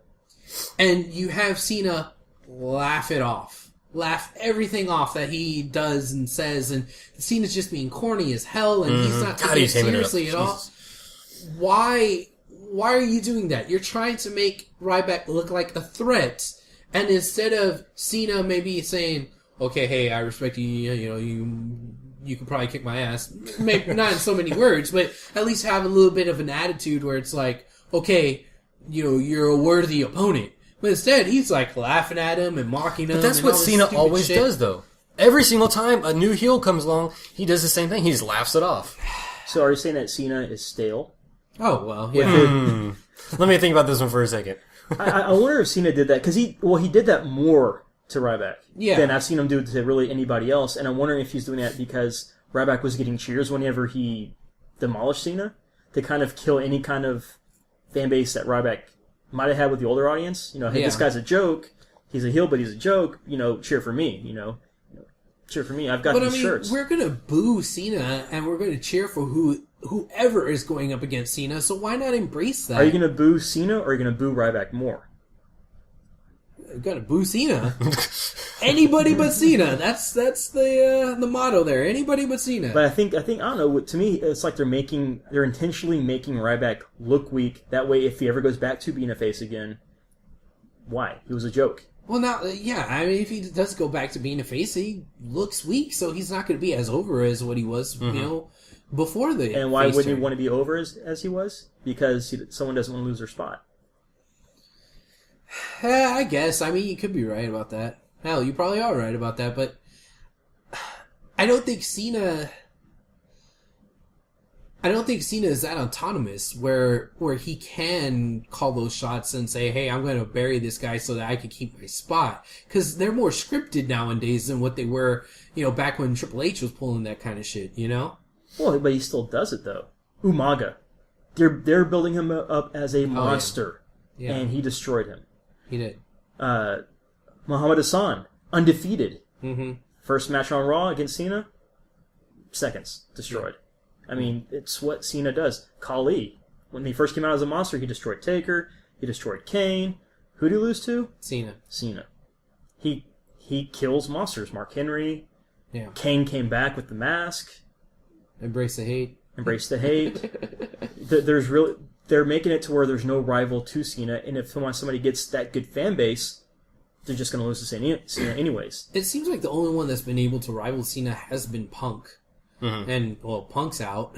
Because Punk calls him out on everything. Yeah, Punk calls him out. And Punk also has this huge, internet fan following that buy the tickets and cheer Punk regardless. Right. And will actually support him. They'll buy his merch. Yeah. Now, we kind of said that, Cena's like this day's Hogan. Uh-huh. I may have in the past compared Ryback to Ultimate Warrior. He snorts and everything. Yes, that's great. What, trying to, just go back, WrestleMania 5? 6. It was 6? Oh, Jesus Christ. I'm going to continue this with Aaron. WrestleMania 6. Yes. Right. What if, back in the day, they turned Ultimate Warrior heel? Okay. Like, against Hogan. You would get Steiner. Promos and everything. You would get Steiner. Yes. Quit putting over Steiner. Comicpalooza, May 24th to the 26th. That's professional right there. Yeah, I know, this guy with his cheap plugs. Yeah. But no, I was just thinking about that. How cool would that have been, especially for us when we were kids, just, seeing Ultimate, because he was like the number 2 guy right after Hogan. He was. And what if he lost at one point or even the build up to WrestleMania, he wasn't really a heel, he just was another face going against Hogan. But I think he was he was like the younger generation's craze. Yeah. Hogan had all the older crowd as well as the young kids. Right. But Warrior Warrior came in and he had the energy, he had the kids. The way kids treat Cena today, we saw that in Warrior. The only difference is that once we got older, we know, that guy's crazy. And there was some subtle flavors of that with Ryback during his face turn. There were some kids that were starting to really get into Ryback. So I could see the parallels that you were drawing there with, Warrior. Well, I think just that's remember, very valid. during TV time when they would focus, they would always focus the camera on kids when somebody's coming out. Mm-hmm. And I saw a lot of kids wearing Ryback shirts. Yeah. And gone were the goofy colors of, Starbucks and everything else. Kids were wearing Ryback shirts. And they were doing the Feed Me More chants. And they were doing that, but they were focusing on that. And they never really do that unless they're going to start a rival, but a good rival, like a good fan, face rival. Yeah. And then they kind of quickly stomped it to, turn Ryback heel, which I'm enjoying. I just wish that Cena wouldn't say anything whenever Ryback's talking or trying to get over. And that's, for me personally, that's one of the reasons I cannot stand Cena, and I'm sure a lot of people will relate to this, is just, he doesn't get serious enough unless it's like he doesn't work with the person he's supposed to be working with. Yeah, exactly. He just laughs off everything. I mean, when you do a promo with somebody, you state your problem or your point, and there's a rebuttal, and you go back and forth. That's a good promo. Yeah. With Cena, it's all about me, corny joke here, reference here that nobody cares about. It's not even that his jokes are so bad. People need to start chanting, "You're not funny." HWR audience, when you go to a next WWE event show, please start chanting, "You're not funny," whenever John Cena is out there. Let's stop his reign of tyranny on killing comedy. 12 rounds. Enough said. You know what? I'm behind that. That's a very good PSA there. Yeah, let's start chanting, "You're not funny." Clap, clap, clap, clap, clap. That'll be a good one. Okay, I didn't need to do it right now. Right, we're not in the audience. I wasn't doing it. I was just saying... I was agreeing with you. I agree with this guy and he gives me shit. What the hell?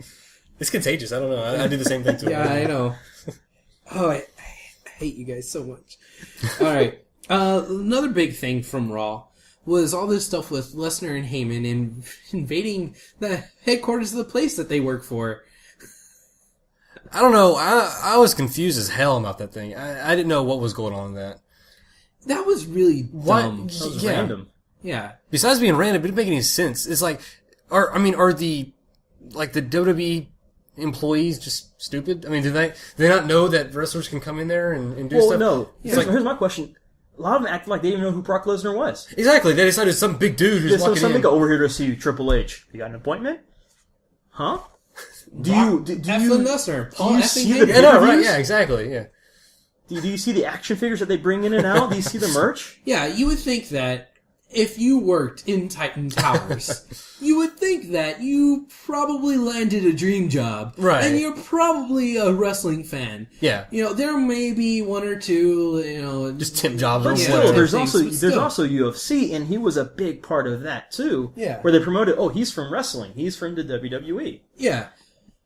I mean, you're telling me that if any wrestler were to walk into WWE HQ, they wouldn't... They'd be treated as an invasion? Yeah. Like, seriously. First off, they would recognize the people. Right. Second off, it wouldn't be a big fucking deal that they're showing Yeah, up they'd at be HQ. like, oh, hey, there's... It's like, oh yeah, this guy works here. He's the one that makes all the money so I can have the fancy-ass desk. You know? But these guys were like taking pictures and oh my god, it's Brock Lesnar. Like, he's walking in the building. I'm scared. I'm on the second floor, but I'm scared. You haven't seen Brock Lesnar before? Like, damn. Well, maybe it's because he didn't have a poster. Oh, that's what it was. They didn't know who he was because there wasn't a poster. Right, yeah. The Rock walks in, they're like, oh, hello, Mr. Johnson. But, Brock Lesnar walks in, who the hell's this guy? Yeah. The whole thing, I didn't understand. I guess it would make more sense if this is still the Monday Night Wars and this was Turner headquarters. And I think that vignette, up until he entered the office, up until he entered Triple H's office, was pointless. Yes. That was completely pointless. Him trashing his office and breaking the sledgehammer, that I thought was, motivation because that's the sledgehammer. Because that takes me back to, when Giant threw out Andre's boots at Hogan. Yeah. It kind of brought back, this is what he accomplished. This is what he used. That was a good thing. But up until that point, that was just useless and random and made no sense at all. They tried to make Lesnar look more of a monster, more serious, dangerous.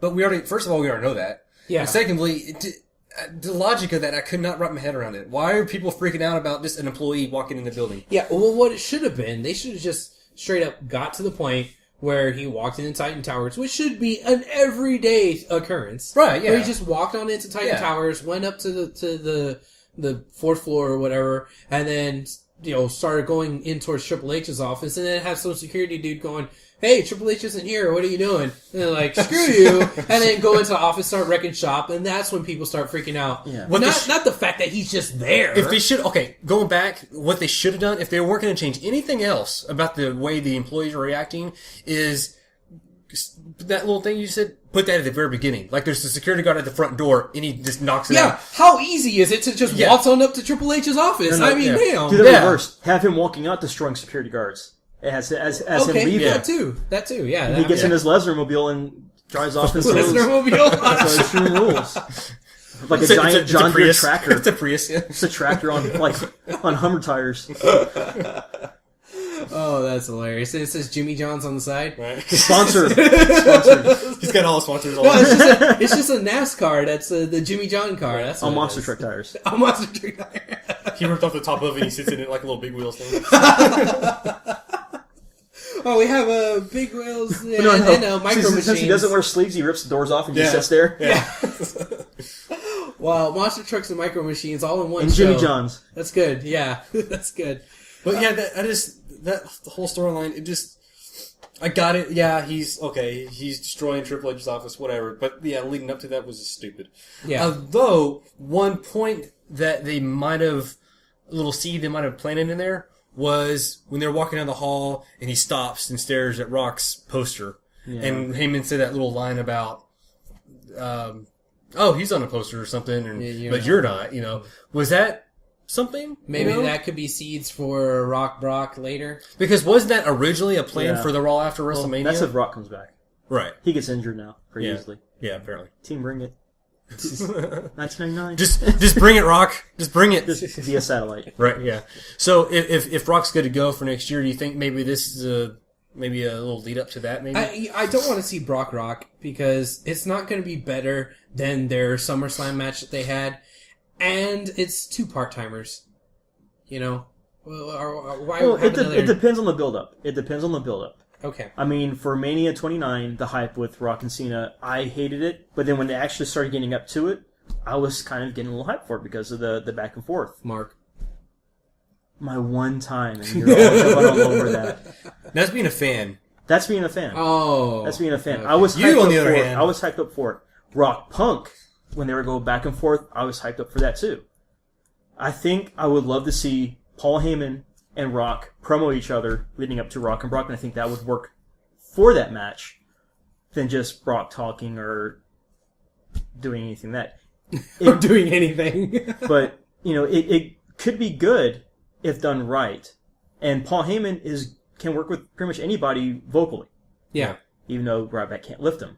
He can work with people vocally. And I think I would be excited for that depending on the promos leading up to the match. Okay. Depending on the storyline and situation. But would you pay money to see them? Hell no, I'll go to Buffalo Wild Wings. Okay. All you gotta do is order a soda, you're in. There you go. All right. Well, let's talk about something that I would pay to see more. Okay. I'd pay to see more of Sandow singing. Mark over here, jeez. That was some hilarious stuff. Pot, meet the kettle. Yes, indeed. I take it back. Orange, meet the Fanta, in your case. Screw you, man. All right. I mean, it was okay. I mean, it was kind of random. I didn't understand why he was singing, but, I mean... Well, he was mocking Randy Orton, mocking his theme song there. It was pretty funny. It was to the tune of his theme song. I think Sandow's been on the internet looking at a lot of memes lately. Yeah. I think, and kind of enjoying that. Yeah, me too. The New Age Outlaws reference that he did. Yes, that was good. Yeah. I mean, Sandow's becoming an internet hero. He is. And I approve. I approve. But he needs to embrace that, too. He does. Yeah. You're welcome.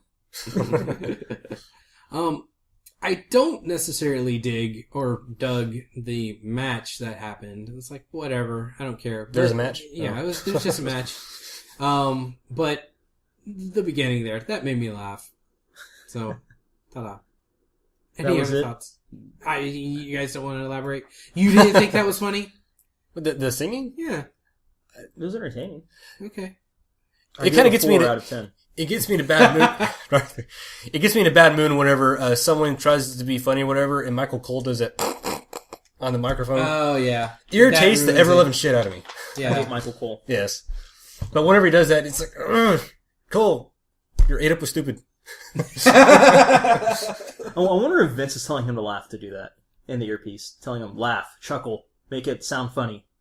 Maybe. But he's not laughing to be funny, he's laughing at them. It's a laugh like, look at this dude. Well, he did it during Cena's promo when Cena was cracking jokes too. He was like, yeah, chuckling and everything too. Is that always Cole? Because I think sometimes that's Lawler. You could tell when it's Lawler. You could definitely tell the difference between Lawler and Cole when they're laughing or they're hiding their laughter.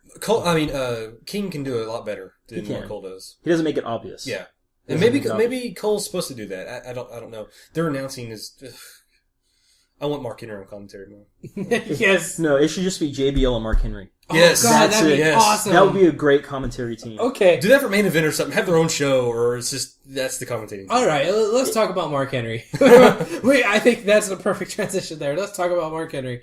Y'all a bunch of puppets. That was probably the best line from Raw. That was line of the night. Line of the night right there. That was so great. Yeah. Anytime the wrestler can own the whole crowd for doing that what chant. Yes. That was one of the better what counters that I've seen. I think the only one besides that was Undertaker saying, you sleep with your sister if you say what? What? Yeah, that was a good one too. Oh man, that damn what, man. It's such a scourge in the wrestling world. Ugh. The legacy of Stone Cold. Yeah, That's I know, right? That's what, yeah. Of all the things that Stone could have been known for. And that was one thing he probably didn't think 2 seconds about. He just did it just to do it. He just did it. But Mark Henry is freaking gold. And he's so underrated. Yeah, when it that's comes what to I was about to say. He's underrated, yeah. Yeah, they should let him have more mic time. They should put him on the freaking commentary booth more often. If there's one guy that sounds legit badass, yeah, it's Mark Henry. Like that, just him talking, you don't want to mess with this dude. And he sounds like he's not trying. Exactly. Either. He sounds like he's just... Well, he's only got one facial expression. Angry. Or hungry. Whichever. That's the same face. They're hard to tell apart. Yes. No, I'll say this. I do have a story about Mark Henry. Okay. it was WrestleMania 17, Fan Access, Saturday morning show. Me and Jen went, and we were all excited about it. So we're walking in, and it's, I want to say 3 hours in, because each segment was 5 hours long. So we were walking in, and I see all these huge banners up, and I'm like, oh, these are cool pay-per-views. There's one with Jericho. I'll take a picture. I'm backing up, and I bump into somebody. Uh-oh. And I'm like, man, you son of a... And I turn around. There's Mark Henry walking through to get to Taz's stage.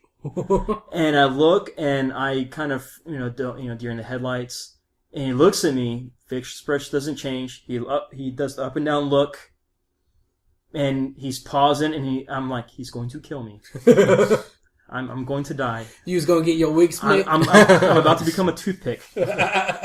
And he walks off, but as he's doing, he kind of shoulder bumps me as he's walking through the crowd. And the guy goes, you should watch where you're going. He said that? The bodyguard is like, you should watch where the bodyguards that were walking through the crowd, because he didn't walk behind the scenes, he was walking through the crowd. Yeah. You don't tell Mark Henry no, he can't do anything. He's going to do it. And I was like, do I apologize? He goes, no. He didn't hurt you, so you're sorry. And that was it. Wow. And that was it. That's great. And so, yeah, I've had a bumping experience with Mark Henry. Now, years later... And you survived to tell about it. And I survived to tell about it. Years later, since I work for Booker and I've gone to school and everything like that, he's been at the school a few times. Mm-hmm. And one of the other guys, one of the Booker students, I've told that story to him too. And they kind of played a small prank where Mark Henry walked in and he sees me and goes, I remember you. Access, you bumped into me. And I've got to go. and he started laughing, and that was it. But yeah. He told me to say that. Same facial expression. That's awesome. Eyebrows stayed the same. He looked like the Thing caveman. Now, are you sure that wasn't Porsche? No. There was only one other token there, so it wasn't Porsche. It wasn't Porsche. Okay. It wasn't Porsche. Just had to make sure. Yeah. No, it wasn't Porsche. Porsche isn't involved in everything. Come on. Suck it, Porsche. Oh, yeah. I'm going to get a text message from that one. You think so? Yeah. Okay. So let's Unless see. you edit it out. Unless she's working. Right. Yeah, she'll be working. Unless you edit it out. No, I'm not going to. Well, maybe I will. Nah, don't edit it out. Okay. Let her have her 15 seconds of fame. Pretty much. Okay. Last time some guys actually spoke in her name. That's bad. Okay. Here's moving on. Here's a part of Raw that I thought was going to be funny and I thought I was going to like, but I wound up going, it didn't live up to even my expectations. Which was Jericho doing the judging for Fandango's match along with Tons of Funk. That kind of fell flat. Yeah. Well, that's what you get for trying to force the Fandango thing. I guess so. I mean, this is what the second and third time that you brought that up. They're just forcing that Fandango stuff on us. And then, let's not wait till next week when we have a dance-off. Which, we said that last week, that the only person that would make sense to have a dance-off with would be Jericho, and they should have done that in their build-up to WrestleMania. Right, yeah. Now they're doing it day late, dollar short. Right, and the little preview for next week actually showed footage from Dancing with the Stars. Oh, really? Yeah. Okay. Unless Jericho, I know exactly. Unless Jericho filmed new footage just for this, but I doubt it. So, so they're finally gonna actually, they remembered, hey, he was on Dancing with the Stars. Yeah, why remember that now? Why couldn't they remember that before Mania? That would have been a lot better selling point for that WrestleMania They match. couldn't get the rights from ABC? I don't know. Maybe. Yeah. No, it's WWE. They got the money for it. Well, it's ABC, not NBC. They have a bunch of strings with NBC. That's true. No, that could be, Viacom, NBC's Viacom, so. Yeah. ABC's not. Right. So that could be it. Yeah, Fandango's getting pushed. I mean, the smart thing would have been him coming out there after WrestleMania and say, no, you do not sing my theme. Exactly. I mentioned, you keep doing that, you do not see me dance, you do not dance to my theme, so you don't do that. Try to block the fans where it keeps them wanting to do it more. Yeah. I mean, like what Rock did, this isn't sing along with the champ. Yeah, or like what Daniel Bryan did. He wasn't... Yeah. He changed the damn thing to no. He changed the shirt. Yeah. He changed the shirt. Yeah. I mean, that's a better plan to keep it going than, okay, you want Fandango? You can have all you want. Yeah. And it kills it. Yeah, and this is kind of what I was going back. It's like, they're just because they like the song or to hum along with the song doesn't mean they care anything about their actual wrestler. Mm-hmm. Like D-Bry and Rock, they had connections with the audience. Fandango doesn't. I think he would have got connection if he would have come out there and started going, no, you don't do that. Exactly. Yeah. Limit it. You can't do that. You can't do this. Denying that. Well, denying that right. Do not come out without his music. No. No. No, serious. I'm not going to dance if you're going to be singing my song. My song. That thong song. Well, people don't even care about him dancing. It's just the song itself. Yeah. That's what I'm saying. I'm glad I just thought about it. Come out without his music. Kill the song. Yeah. And he's about to dance and they start doing a thing. Goes, no, you don't deserve that. Drop the mic and walk off. Yeah. Yeah. That's how you're going to do it. Deny them that privilege. You are not privileged to see me dance. Yeah.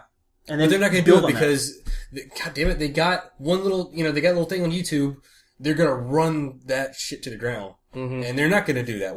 There's no way they're going to do that. And he's a heel too. He's supposed to be a heel. Yeah. Deny the fans. How long before face turn? I say Zack Ryder gets fired first before he gets a face turn. So next week. Yeah, I was about to say. Pretty much. All right.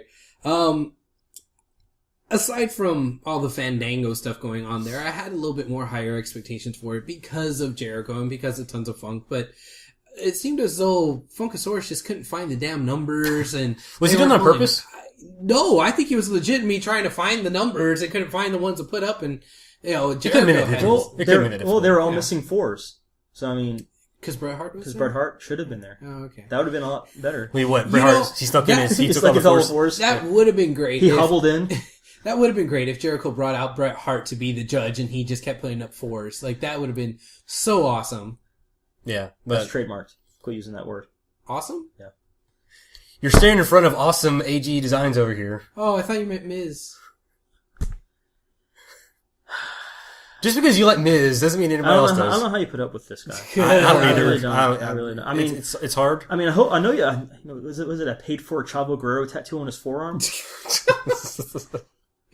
It's hard sometimes. I'm not gonna lie, but he's got a life-size Rey Mysterio tattoo on his other forearm. You don't want to see what's tattooed on my ass. Oh Jesus! Nobody wants to see that. All right, it's a big WWE logo next to Ric Flair. Yeah. Woo! Said nobody ever after dating you. God, I hate you guys so much. Nobody dated him. All right. They're all shadow puppets. Yeah, I'm going to get a text message about that one, too. All right. What, Shadow or Porsche? No, Randy. Oh. I'm sorry, Randy. There you go. No, I'm sorry that you're dating Abel. Oh, yeah. Wait, let's clarify. I'm clarifying that. Gwen loves the books. Thumbs up. Yes. Using my girlfriend to get your daughter educational books. You don't do the same thing? Use your girlfriend to get educational books? Well, I try to, read sometimes. But I'm too busy watching wrestling. Like if a wrestler wrote it, he's going to read it. Yes. Yeah, you better. Yeah. I know that certain bookers want you to finish reading things. That's true. Yeah, I do need to finish Booker's book. He'll crack it open one of these days. Now, I have cracked it open already. That first page was a doozy. Yeah. all those words. There's copyrights and everything. Those periods in there and commas and capital letters. What does this squiggly thing mean? All right. He's not used to the... You think he's kidding. He's not. He's not used to the ebonics he gets from his customers. Axes and don'tchas. God, I hate you guys. All right, let's move on to...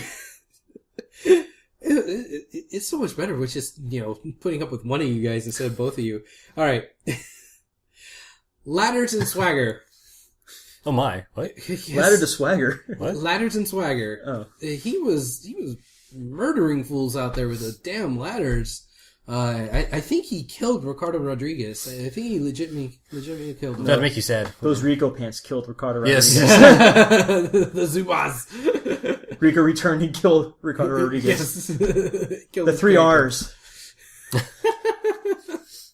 I don't know, man. That was pretty brutal. And if there's going to be more of that brutality in that 3-way match, that might be some pretty good stuff. Brutality at Extreme Rules pay-per-view? What? Yeah, who'd have thunk it? You don't say. Well, getting extreme and brutal in a PG era pay-per-view, that's... yeah. One thing I will admit to liking is that with the Extreme Rules and those brutality matches, Ziggler will sell his ass off. That is very true. And I want to see that. Yes. I want to see him do 5 cartwheels from falling off a ladder. And a backflip. That's a possibility. That's a possibility. Yeah, you could probably see one of those happen. Hey, real quick about the Extreme Rules pay-per-view itself. Mm-hmm. Do you think it'd be better? Well, I know it'd be better, but what do you think about, for one night only, changing it from PG to TV-14? Or, amping it up a little bit for the sake of the pay-per-view. The gimmick of the pay-per-view, I should say. They could do that. For one night, you gotta pay for it anyways, right? So... And depending on how they wrestle, some of the workers will be paying for it the next day, too. I like that idea. I really like that idea.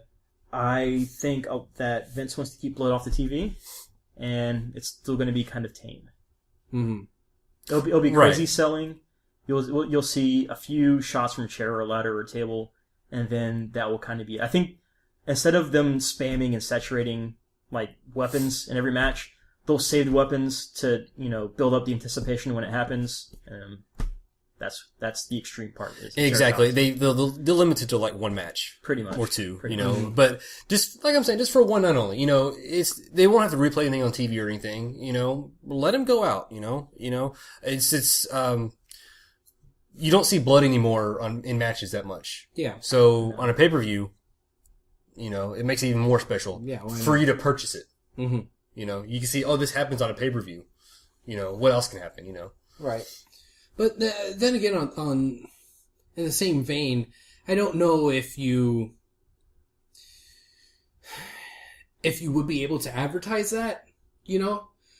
Like we're gonna have a pay-per-view that's Well, you won't advertise that's the blood. TV-14. You won't advertise the blood, but I think some of the younger viewers might not know how to take it. Yeah. I don't think. I mean, me growing up when I was younger, and Slaughter burned Hogan with the match thing. Yeah. I freaked out because that was Hogan. He got hurt. He wore a Band-Aid the next pay-per-view or whatever. I freaked out a little bit. Or when Macho hit Warrior with the scepter and busted him open, I was, oh no, he's bleeding. So, yeah, back then it didn't take as much. It didn't take as much because that stuff didn't happen. But again, at the same time, back in the day, they didn't have this is totally different, but they didn't have just a pay-per-view just for extreme. Mm-hmm. They got to define what they define as extreme. Yeah, and it's probably their own PG definition of extreme. Because when in the wrestling world, when you say extreme, what do you think of? ECW. Yeah, right. ECW. Which granted, extreme wasn't always just blood and guts. I mean, that was the majority of it, but they did have better wrestling too, more hardcore wrestling. But again, you're not going to get that either. No. Back in the day, the non-violent stuff in ECW was Benoit and Guerrero. Mm-hmm. And like the luchadors. Yeah, exactly. All the luchadors. So, but at the same token, I don't think you're going to get that nice chain wrestling action, hardcore wrestling in an Extreme Rules pay-per-view either. Right. So regardless, extreme, either way, it's not going to be there. They probably shouldn't call it Extreme Rules. They should probably call it Gimmick Matches Rules. Because that's essentially what it is. It's just that every match is going to be a gimmick match, basically. And I'm fine with gimmick matches every once in a while. Me too. But calling it Extreme Rules, I think of ECW. Right. I think of the hardcore style. Well, the whole reason why they came out with that pay-per-view was because of WWE ECW, the new version and, the version without Paul Heyman. Exactly. The version without we don't talk about that. Nobody does. Not even WWE. Not even Big Daddy V. Yeah. All right. One last thing that... Where's boobies? Oh my. Speaking of boobies, one last thing that I want to touch on. Divas! Yes, from Raw is the Divas. Why? The Divas. Why? Well, because there was This show was going so good. It was? Better than normal. Yeah, okay. You're welcome. I'll take that as a compliment. All right. This whole Caitlyn Secret Admirer thing, we talked about it a little bit last week, thinking that it should be Big E. Now that we have a little bit more stuff going on with it, another week of Secret Admirer stuff, do we have any more ideas on who it could be? I do. Who? Just because of who Caitlyn is and what she looks like and her facial expressions, it's the Aflac duck. Oh, God.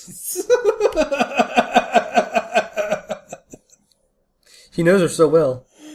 Oh, geez. Seriously, is there any photo that Caitlyn does not take where she's doing the duck face? I don't know. I haven't paid enough attention to Is Caitlyn. it on purpose, or does she get Botox or something? Or I don't know. Every time I see her, yeah, it's that Aaron same. just did a duck face, ladies and It's gentlemen. it's that same facial expression, and she's not very good.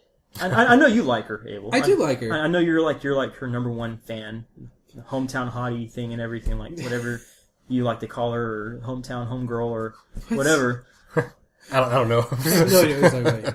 Okay. But I do remember, going to the 20th anniversary of Raw. Yes. Caitlyn comes out. I look up to see where you're at because I had better seats. Right. And seeing you be the only person in your entire corner of the stadium standing up and clapping.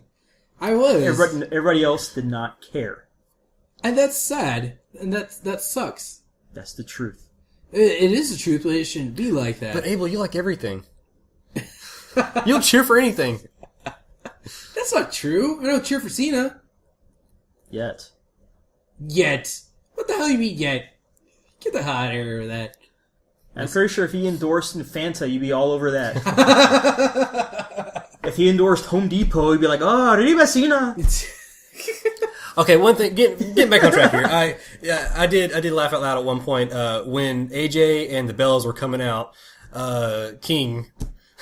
Yes. I apologize in advance for my comments I'm about to make.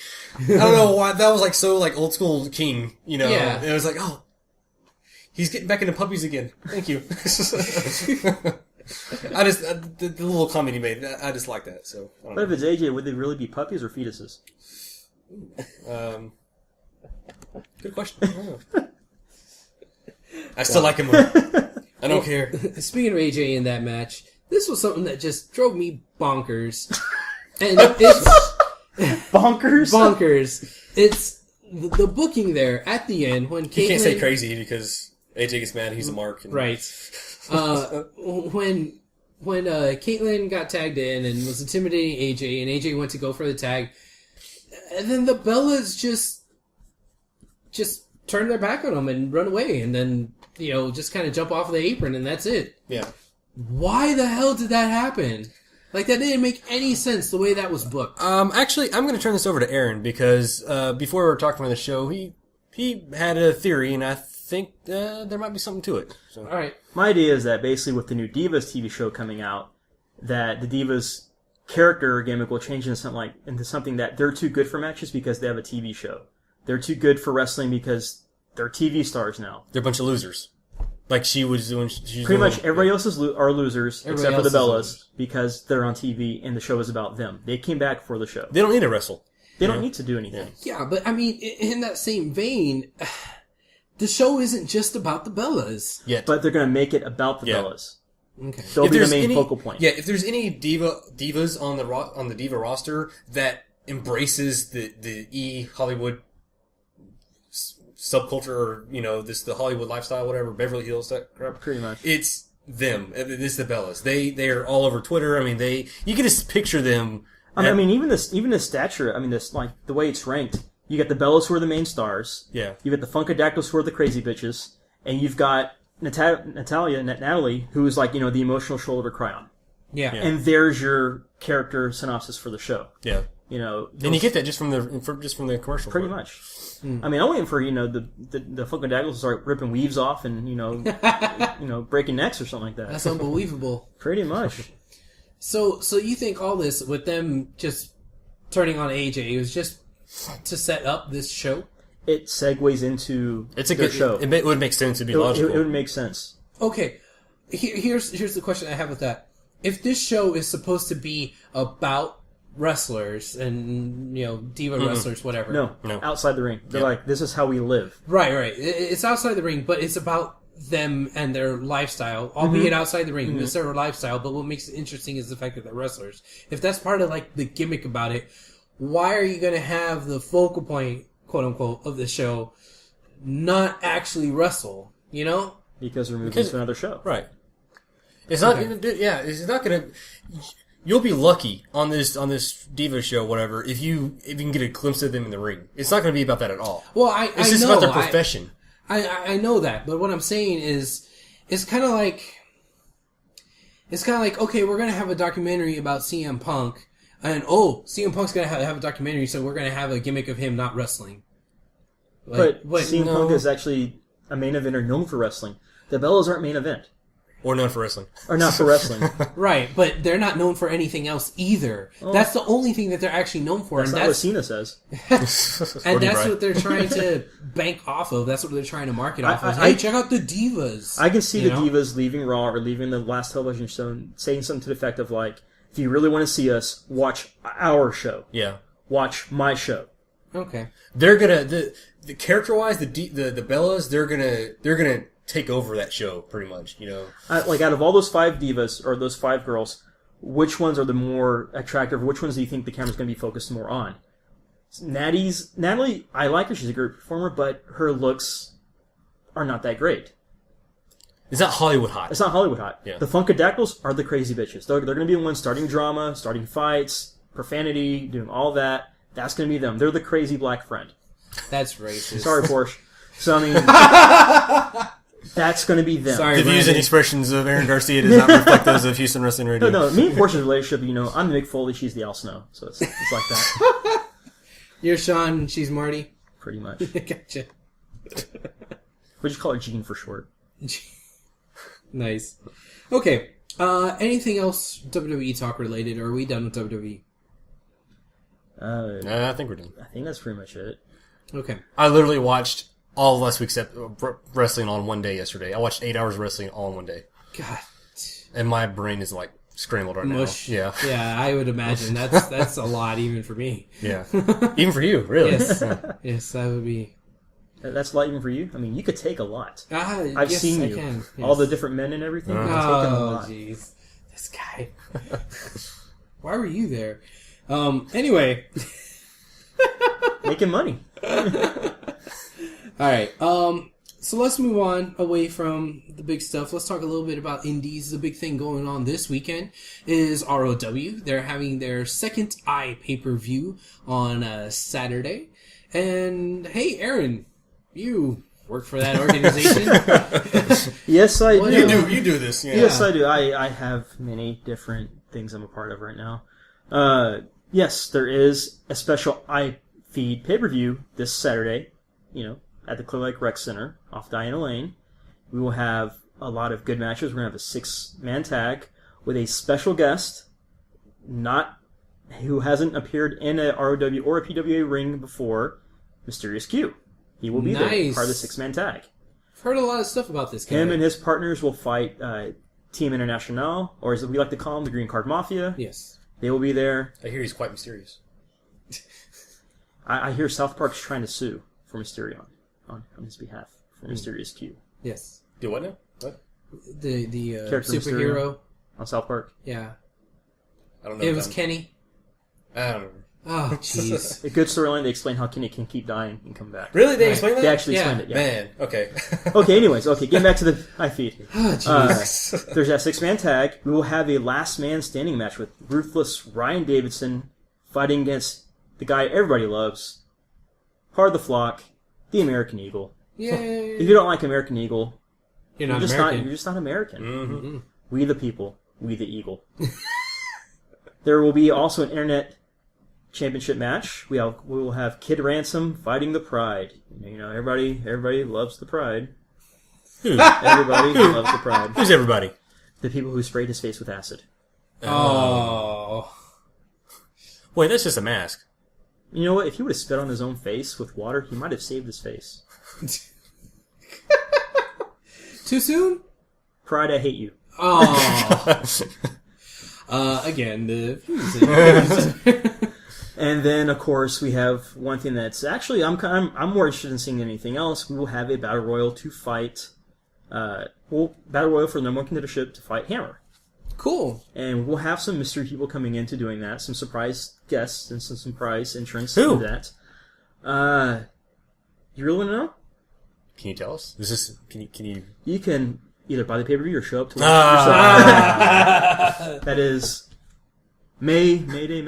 It's this Saturday at the Rec Center. I forget the name. Kevin gave me the name. Goofy.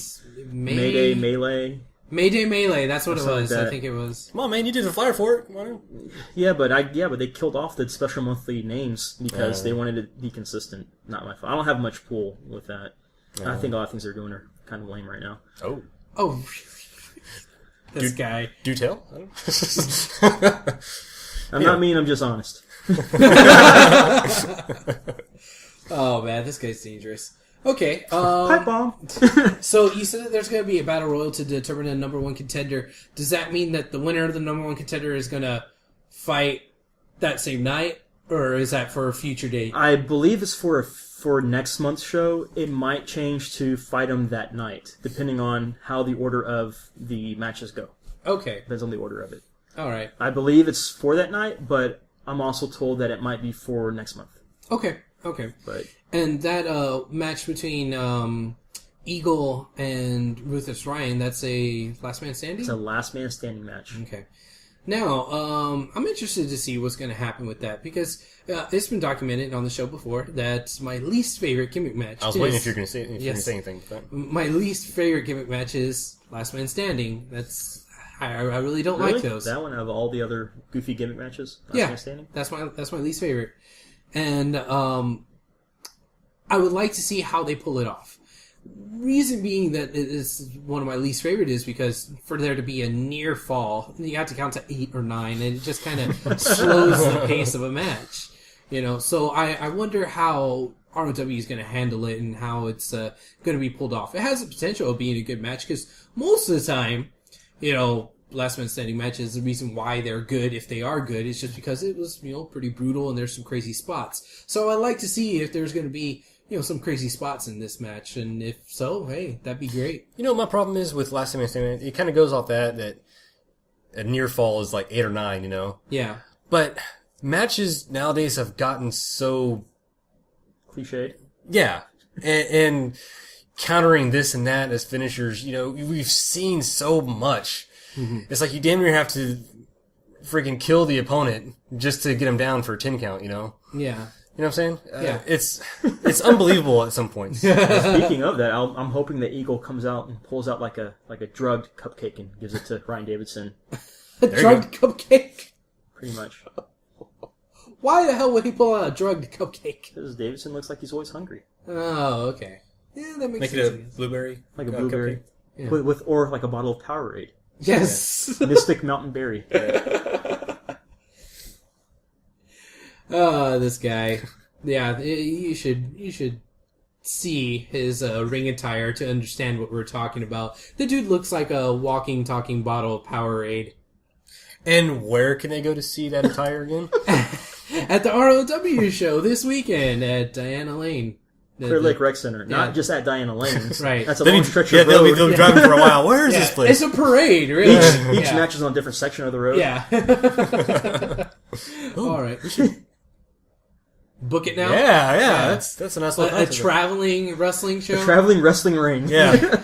You put the literally traveling like right in there. You put the ring on the back of a Someone's gonna flatbed. die. Someone's gonna die. Oh man. Okay. Goodbye, Cedric Payne.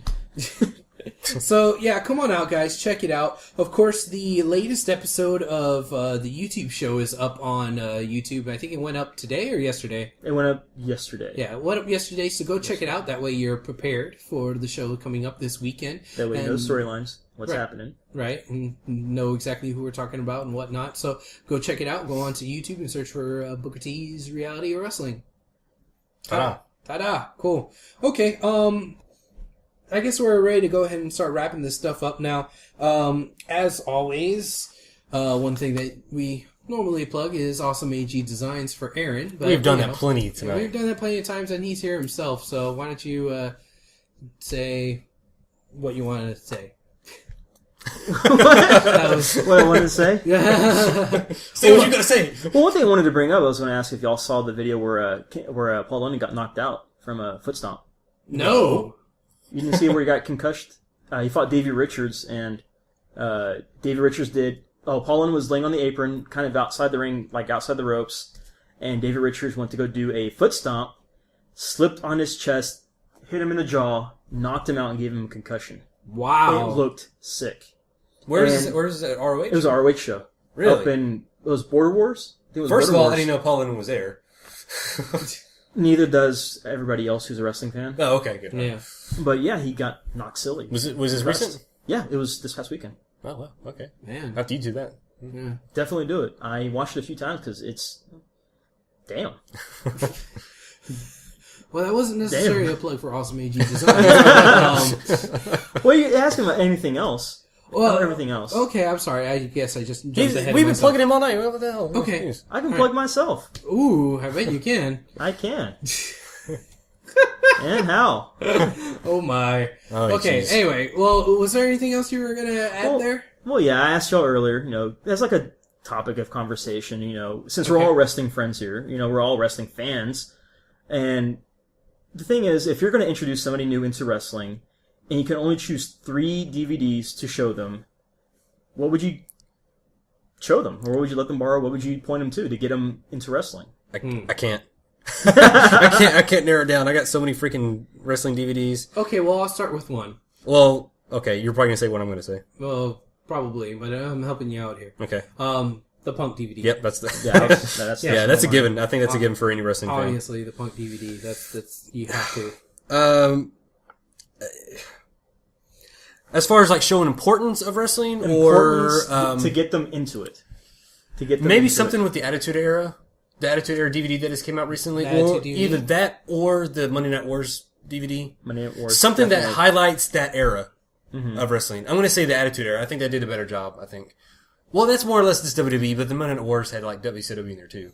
Now, are you talking about wrestling in general? It could be biodocs, it could be pay-per-views, it could be compilations. Right, but you're saying to get people into wrestling To in get general, people into or, it- or Okay, into WWE? okay, I got my 3. To get people into it, because right now, WWE is a brand that, when you think wrestling, you think WWE. It's become a brand where people just collect everything WWE, but what got them into it? There has to be a jump-on point that got people into it. Well, and see, that's why I was asking that. Were you saying to get people into wrestling in general, or get people into WWE? Because my next pick... To get people into wrestling in general. Okay, It doesn't have to be a WWE DVD. okay, so then my next pick would have been the first Best of Ultimate X DVD. X Division. Or, excuse me, yeah, Best of X Division DVD. Okay, So you've I have got 4. so you've got your 3. You've got Punk. Well, I have 2. Okay, 2. So Punk and the X Division. Best of X Division. Mm-hmm. Okay. I can't. I was originally going to say my 3 were it was going to be Punk, Attitude Era, WrestleMania X7 or 17, whatever. 17. Oh, that's a good one. choice. I would actually. It's not because it's Houston, but it's just really good. It's Well, yeah, I think WrestleMania it is 17 one was of the like. best ones. I think WrestleMania 17 was the good end song, swan song for the Attitude Era. exactly, yeah. That was a good ending for it. Although I think, and this is kind of unpopular, but I always say this when we Bret bring Hart. up WrestleManias. No, the best WrestleMania that I liked was WrestleMania 19, and I would say That's a good that one. That is a good That's one. a good one. That is a No, good that's one. not unpopular. I mean, that's That is a good one. That is a good one. Okay, so Yeah. there you go. Oh, good. Yay for me. okay. What about For you? you? Well, me, I was gonna, since it comes in a box set, I was gonna say the best of the X Division. That's Volume cheating. 1 and 2. That is cheating. That is cheating. Volume 1 and Volume 2. But yeah, Which one's better, Volume 1 or Volume 2? I would say Volume 2, just because it's not all AJ Styles winning matches. You've got Caval, or That's Low-Key. true. You've Yeah. got Chris Sabin, you got the Guns, you got Sanjay, you got P.D. Williams, you got everybody else winning and not just Joe and Styles. See, I would have went with 1 because I would think that to a new wrestling fan it would be a better primer. Mm-hmm. But 2, Yeah. you're right because Yeah, it's yeah, There's more more diversity. uniqueness. There's more diversity. Yeah. In Yeah, Volume you 2. have more uniqueness. You have Yeah. more uniqueness to it. Second one, I was going to say, Monday Night Wars, that DVD. Every wrestling fan should own that. Mm-hmm. Just because that just showcases what was best. Yeah. What was That was really the a was good the point. era. That was the time. That was frame. pretty much the era. That was pretty much, it. And my third one, it's kind of random, but you really have to watch it to really get into it. And it's also just a favorite of mine, the Macho Man DVD. Yeah. That was The one I was going to promos- mention. Yeah. The promos on it, the matches, everything. He to me, he was the 80s. Hogan might have been the face of the WWF. Macho Man was the 80s. He had the color, the attitude, the charisma. He represented the 80s. That was one of my, I was going to put a bio in there. I was going between Punk and Macho. Yeah. If we can do a little, see, I can't do this at 3. Do you want to add 2 more? I do. Well, hold on. Let's put a caveat on that, because your thing that you were saying is to get somebody into wrestling. This is what I'm going. Is that for. where you're going with? Because you could show people stuff about the 80s and the Attitude Era all you want, but it's not going to get somebody into the product now. Okay, well, this is not going with that then. Okay, well, that's what I was going to say. But you go ahead and 2 years. Going with to show the important, big milestones in wrestling. ECW, the whole story, the rise and fall of ECW. Yeah.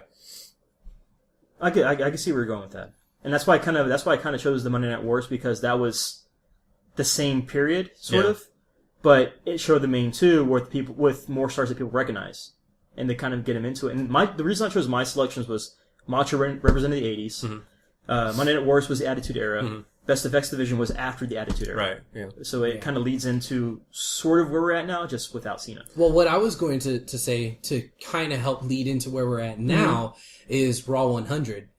I think that would be a good DVD. The top 100, things of Raw, because that'll show some of the older stuff and the newer stuff and kind of bring it all in together. I don't think it's like the be-all end-all DVD to give somebody. Even on top of that, I would say for today's wrestling, last year's Money in the Bank, CM Punk, and just the pay-per-view, just the pay-per-view. To get someone into wrestling, you want to show them a wrestling event. I was going to say Extreme Rules last year. Okay. Yeah. Up until the after match segment, that whole pay per view was really good. It was a good pay per view. Or TLC last year. Yeah. TLC. I'll give you that one. But yeah, Extreme Rules up until the main event or after the main event, it was good.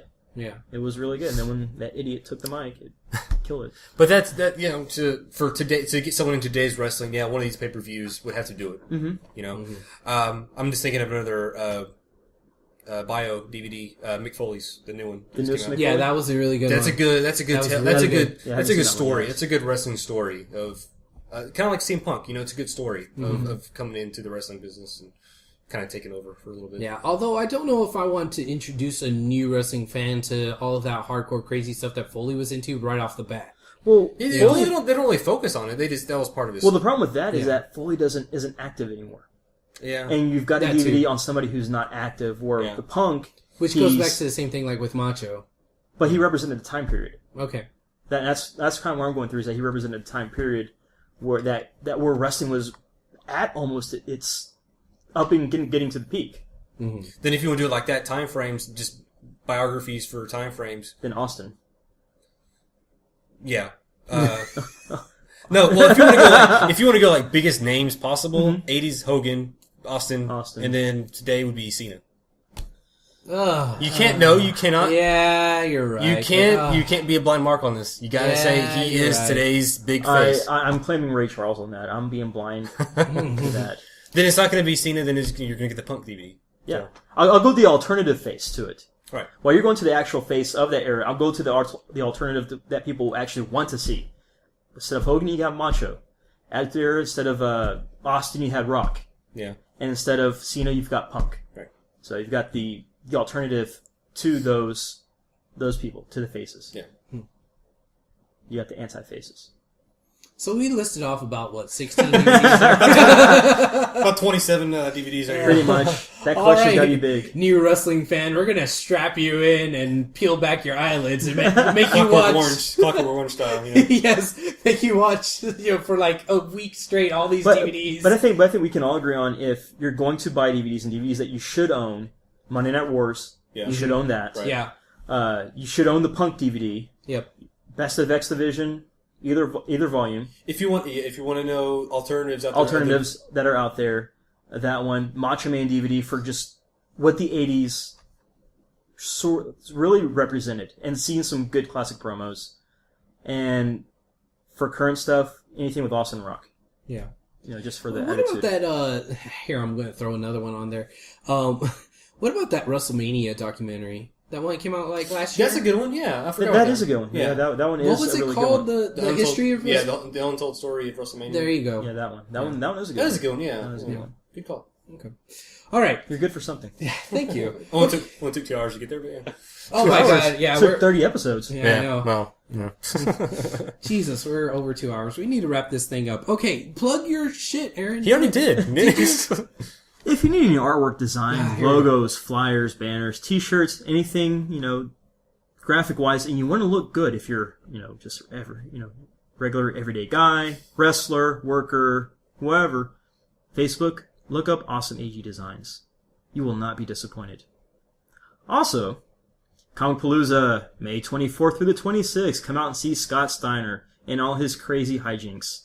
I'm pretty sure somebody's going to go through a table, if not in the food cafeteria area, somewhere through the building. Someone's going through a table, and it has to be Steiner, or he's doing. And don't forget about Doomsday, NWA Houston, the Houston Roller Derby Girls, all going to be there at Comicpalooza. They will be there too, but come to see Steiner and come to see wrestling. That's what the show is about. Wait, what? Sometimes. So, well, partially, yeah. Part-time. Other than those comic book things. Yeah, what the hell is that? Comic books? What? Hey. Just push them comic book fans down. Hey, isn't there some knock them other? out the way. Yeah, isn't there some other celebrities going to be there too? We will have Kerry Yules. We will have Danny Trejo. We will have Patrick Stewart. Wait, Danny Trejo? Yes. Oh, all these people were going crazy for... Machete. Yeah, all these people were going crazy for him being at the one in Dallas, and yeah. here he is going to to be here in Houston. I missed out on his autograph. Bunch of sheeple Yeah. who can't even speak Spanish. All right, who else? And then, Palooza, March. Oh yeah. Also, if you like sci-fi and horror, and also nerd stuff, alienbee.net. Follow them. Movie reviews, nerdy news, all that good stuff.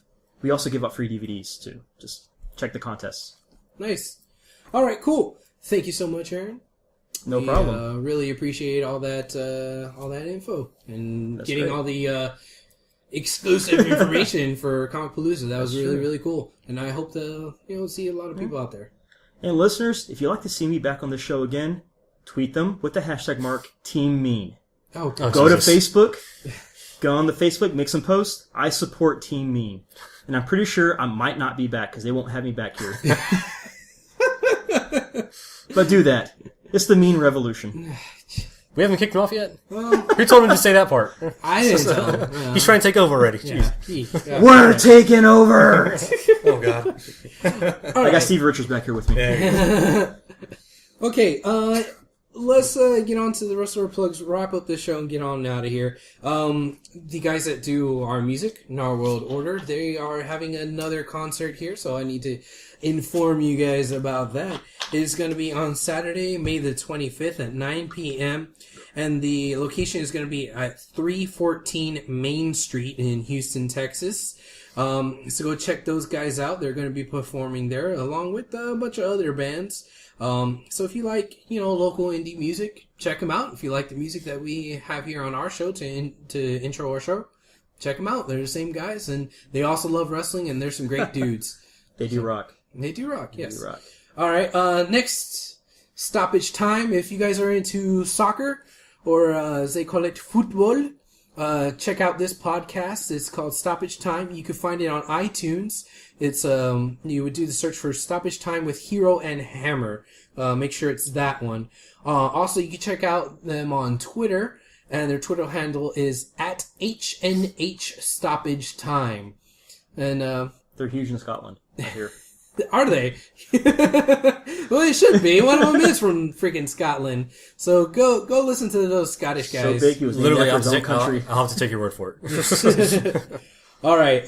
Next up, we got Wrestling Heels. They have the podcast where they actually, take listeners, phone calls and stuff. So check them out at WrestlingHeels.com.